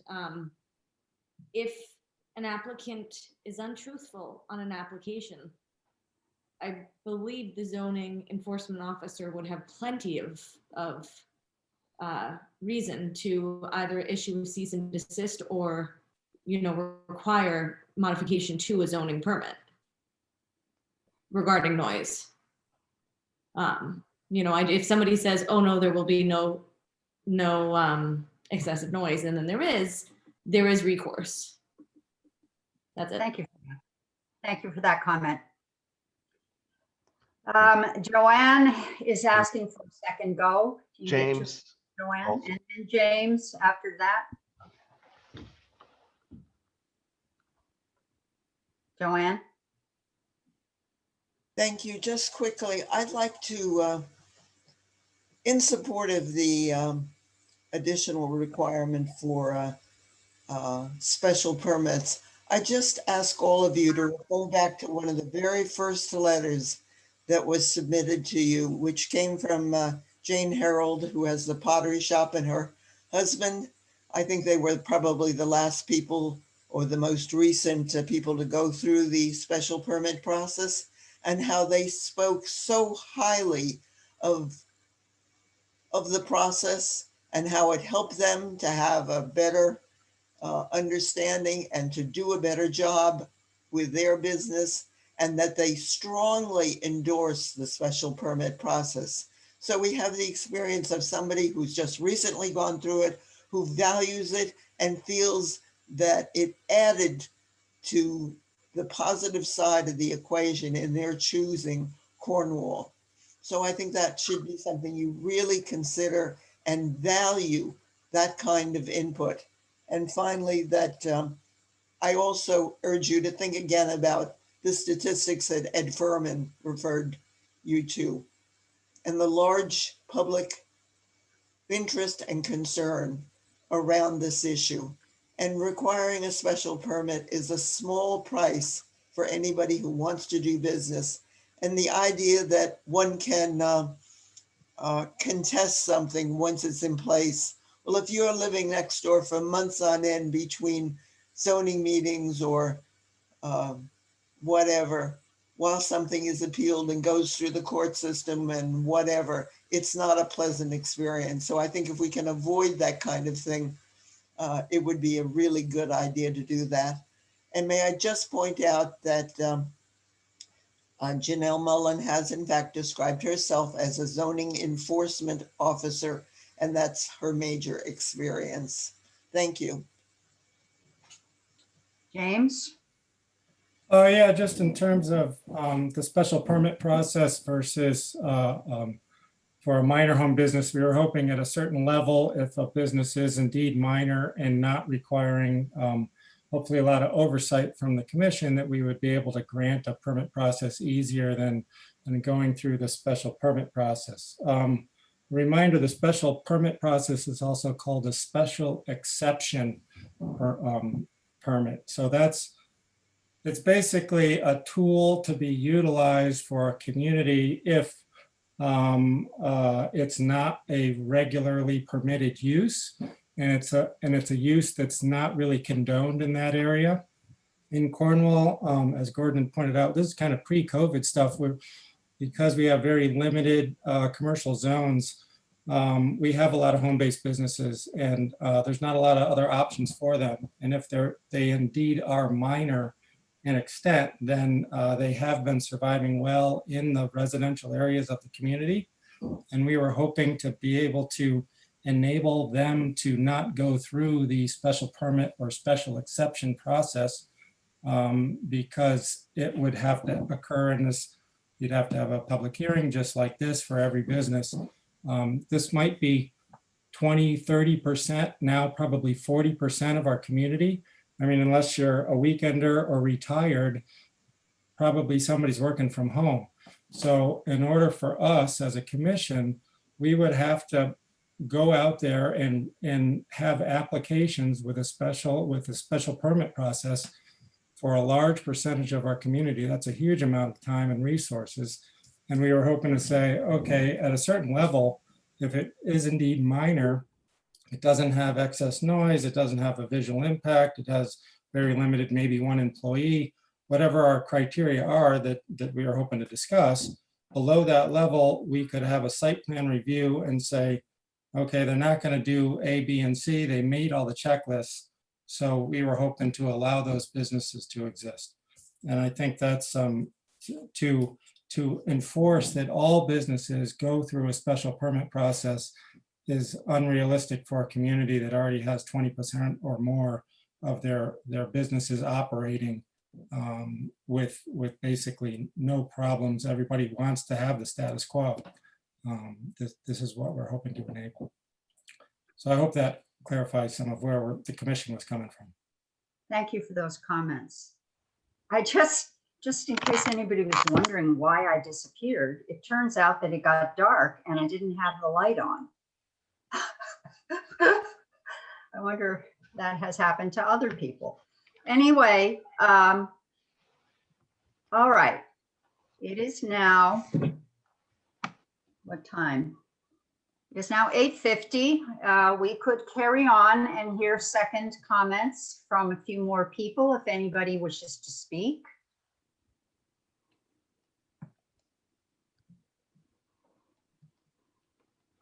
I see the land use official's hand is up. Karen, go ahead. You have 2 minutes. I will quickly say that there's been many comments, especially pertaining from Joanne Vodashak regarding special permits and Jane Harold. I'm a land use official. I have been doing this for many years, and frankly, special exceptions, special permits have always been my specialty. I have found that the process for special permits can be very onerous. It can be very destructive in terms of comments said to nice people, public hearing, and it's been my express wishes that I be given the time, and I've been afforded the opportunity to work with people to get special permits through the Planning and Zoning Commission with appropriate information, appropriate safeguards, and appropriate information in the file to allow them to operate and to expand. And if you look closely at the Jane Harold application and you read the narrative that is on file, you will see that that operation has the right to expand to yet another building because that special permit was very clearly written because a lot of research and a lot of collaboration was done between the applicant and myself. And that is the commission and staff for Selectman Gordon Ridgway, and in particular, this commission has given me fair time and a good opportunity to be able to work with the citizens in Cornwall to make businesses and home occupations something that is an appropriate and respectful process. Thank you. Thank you. I would welcome a motion from any commission member pertaining to continuing or closing the public hearing.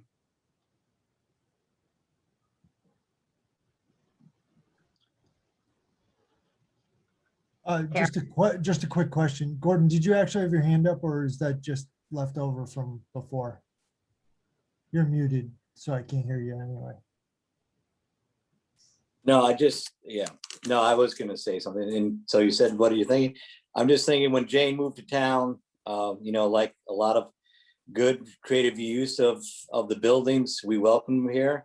She said, can I do a home business? We said, yes, you can. So she bought the property without having the permit first. So then we had to backtrack to get her into the process. And again, her house is probably smaller than the barn. So maybe it fits, maybe it doesn't. And she has the right to rebuild the barns that were taken down, that fell down. But again, without us trying to massage the process, it wouldn't be quite a happy story. And if the town wanted to be tough, they would have said, nope, sorry, you can't do that, and we'd all lose. But again, instead, we have somebody that's creatively reused a wonderful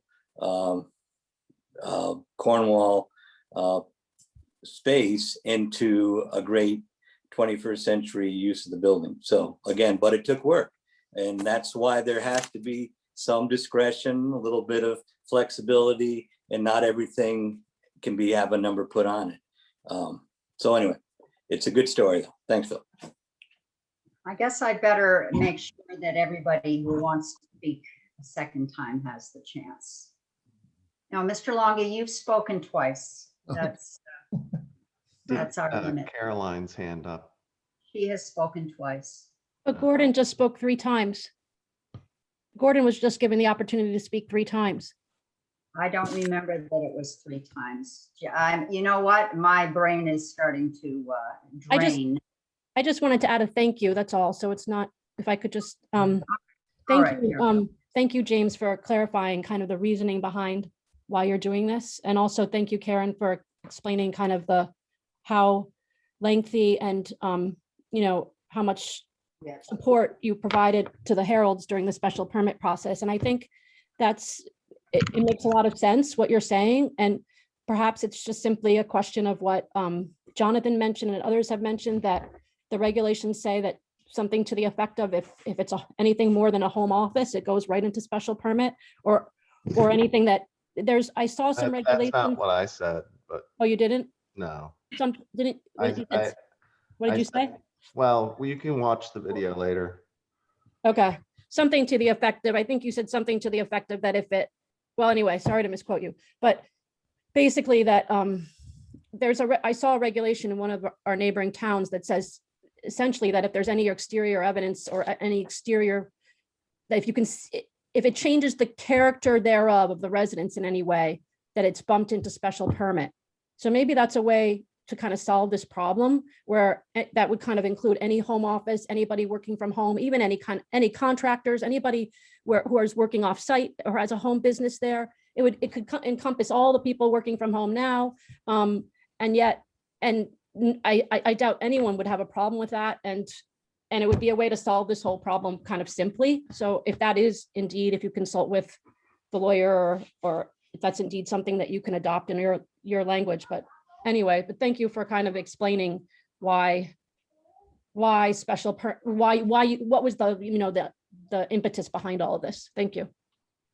Caroline, I once again have to correct some inaccuracy, which is that our current proposal for the home business regulation under the approval process for home businesses states the external appearance of the dwelling or the accessory structure shall not be substantially changed. We have that in our regulation. I do not want any more back and forth about this. Is there anyone else who has not had a chance to speak? But what does substantially mean? I mean, that's the question. Caroline, please mute Caroline. We cannot continue. This back and forth. Yes. Yeah, this is not what is intended by a public hearing. I apologize, but but you're speaking. Caroline, Jonathan, Caroline, this is not a two-way conversation. It's been said once. I'm saying it again. Do you clearly understand what you're being asked to do and not to do? No, because you're talking, you're answering back to me. So it seems like then we're having a conversation. Caroline, do you understand that you cannot have back and forth communications?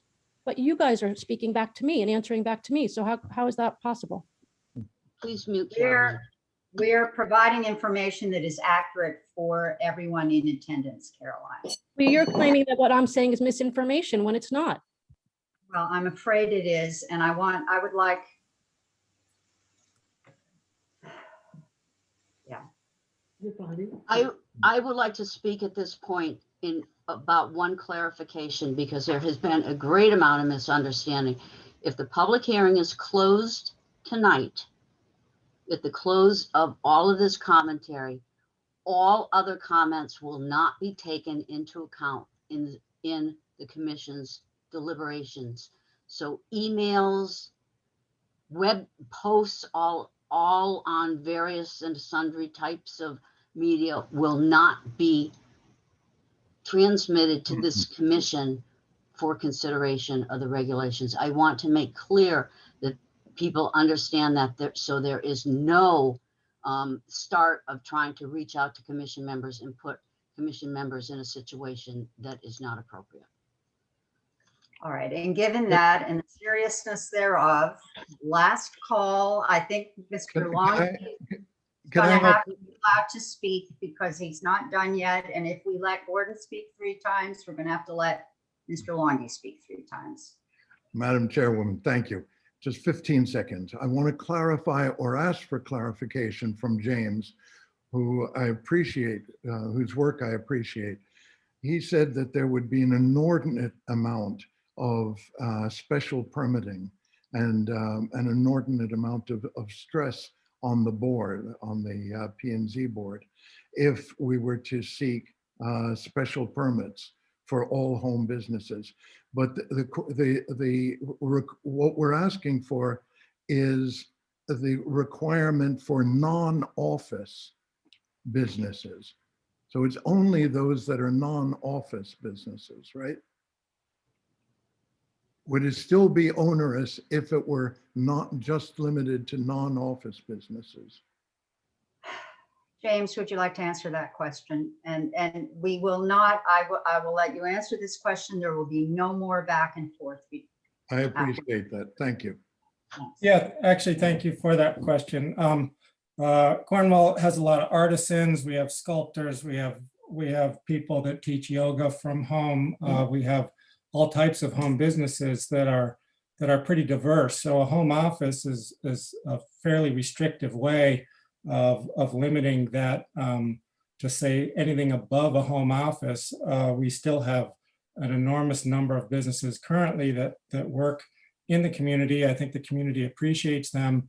They're not always, your gardeners or lawnmowers or electricians or plumbers, but they also are lawyers, et cetera, or they probably are a home office, but you get the idea. There's plenty of artists, other types of businesses that are very low impact that you'd never know are existing, and they've been operating under the radar. But with our current regs, they would by rights have to legally come before us and get a permit to continue to operate. So that's why we were hoping to not just have a home office, but actually encompass a little bit more than that. Any business that's really pretty minor and minimally impacting. So thank you. Yeah, thank you. This is going to be the final call. Hands up. Okay, commissioners, a motion. Madam Commissioner, I'd like to make a motion that we close the public hearing at this time. Is there a second? Second. James Laporta. All in favor, raise hands or say aye. Aye. The motion is carried. The public hearing is now closed. Thank you, everybody, for your patience, for participating, for the glitches. I apologize in advance for errors I might have made. I'm constantly learning.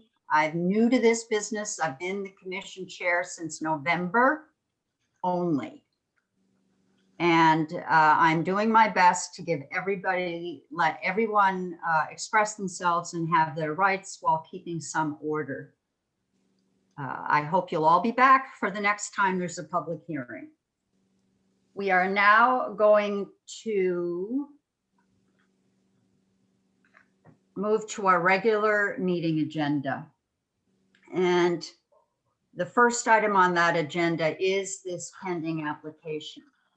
I'm going to suggest to the commissioners that we do not start deliberating this evening, given the volume of testimony that we've listened to and have read. I think we need some time to digest. And I'm going to propose that we instead have a special Planning and Zoning Commission meeting to do our deliberations in 2 weeks at 7 p.m. And I'm frantically looking for my calendar. That would be the 25th. May 25th, correct? Yep. May 25th at 7 p.m. So I think we need to have a motion to postpone the deliberations until that time. Is there a motion? So moved. Steve, is there a second? Steve? Who was the Keith first? seconded. I Keith seconded. Okay. And is there any discussion of that? Good idea. Okay. All in favor? Hands raised or aye? Aye. I think that's a pass. So we will postpone our deliberations. We'll now quickly move on to the approval of minutes from the last public hearing. It was 5 pages long. I have read them many times.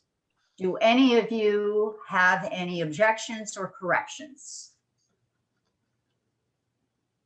Can we have a motion to approve the minutes? Move the minutes as presented. Second. Phil, I'm not looking at Phil made the motion. I made the motion. James. I'll second it. Or Keith. Yep, whatever. All in favor, say aye, raise their hands. Aye. Motion passes. We have no new applications. We have correspondence and communications. Is there, I think that's all been put up on the website. Is there anything that is not related to the public hearing, Karen? No, I have, under correspondence and communications, no, I have nothing. I do have a short land use and zoning officer report. Carry And on. I'll try to make it as short, as brief as I can, and I would remind Jonathan that everybody is muted, as my report does not allow public comment. So I wanted to make clear that everybody understands that before I start. As a land use administrator, I want to address one very troubling fact.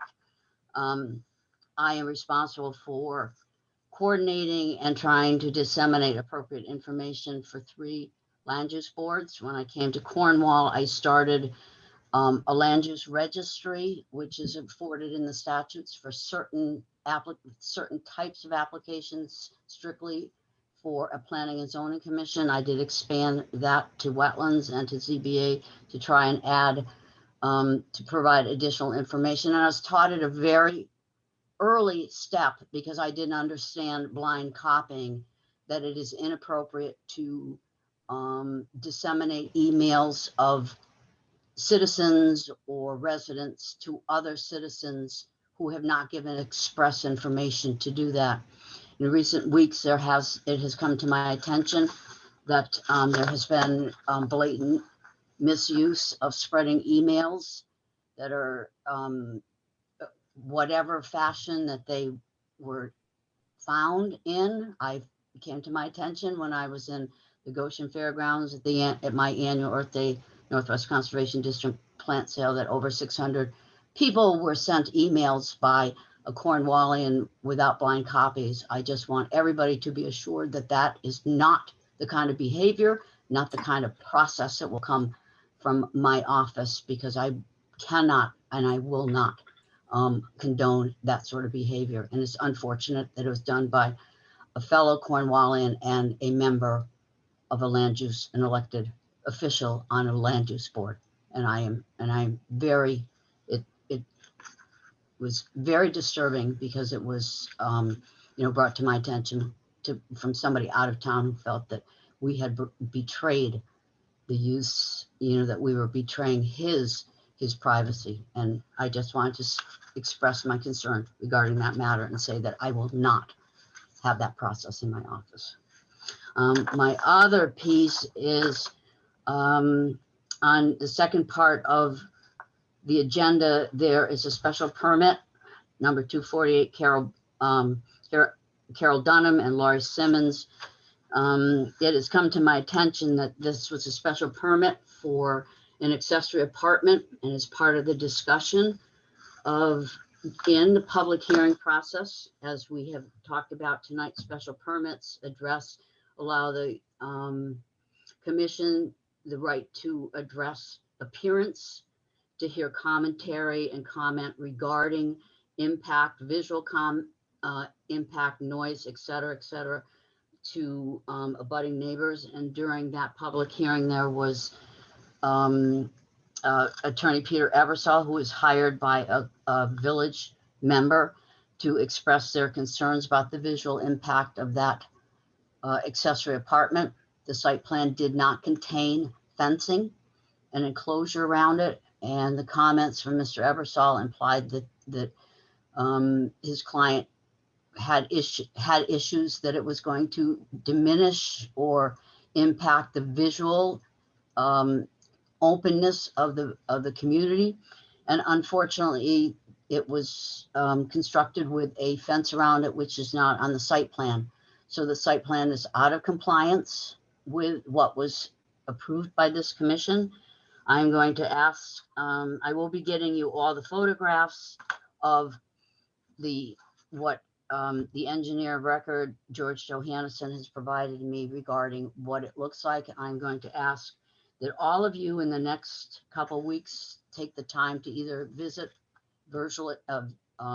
visually assess the impact and what from the street, or you can come with me and I can take people one by one on the property as afforded to me under a zoning, under my authority as a zoning enforcement officer. But I'm going to ask that you take the time and come back and make a decision whether you are going to modify the site plan, that you feel that the fence does not seriously impact or have that is in keeping with the special permit as you approved it, or you can modify the site plan and you could require go back to special permit for a revisit of the site plan.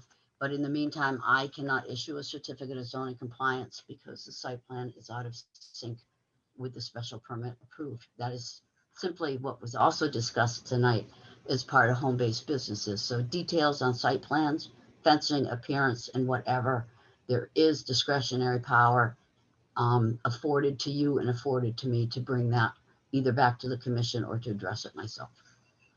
So that's my report, and I'm done. Thank you for listening. And I will add, it is a pleasure, an extreme pleasure to work with such a professional board. I have been very privileged to be in Cornwall, and my admiration for the educational process that the chairman is Tamel is bringing to these public hearings. It takes a lot of time and a lot of effort, and it's to the benefit of everybody that's attending these public hearings. Thank you, Anna. Oh, Karen, thank you. Phil, you have something? Karen, you're gonna send us something that has the site plan that we approved and, Yes. okay, thanks. Yeah, I have to PDF the whole thing in, and it kind of got complicated this week. No problem. Next agenda item is other business proper to come before the commission. I have no other business. Do any of the commissioners have other business they want to bring up? Can I put something on the agenda, not for the special meeting, for our next meeting, or do you want me to just wait and send that into you? Go ahead and mention it. I just want to, I want to carve out an agenda item to discuss a method for somehow to answer questions that the public may have of the planning and zoning. Well, you have obviously read my mind. I've already asked Karen to put that agenda item on for our June meeting, and the title of that agenda item will be communication policy.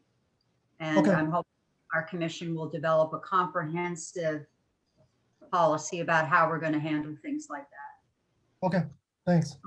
And I thank you for suggesting it and bringing it up. Thank you, Phil. That's all I have. It was a concern of yours that you alerted me to. Yep. All right. Anything else from the commission? Other business? We could have a motion to adjourn. I So see moved. smiles. Keith Bodwell, you're right on top of these motions. I'll second it. Okay, by Phil. Everyone who is in favor, hands up. Aye. Aye. Good night, all you stalwarts. Thanks, Anna. Appreciate it. Thank you. Bye-bye. Good job. Yeah. Yep. Good night.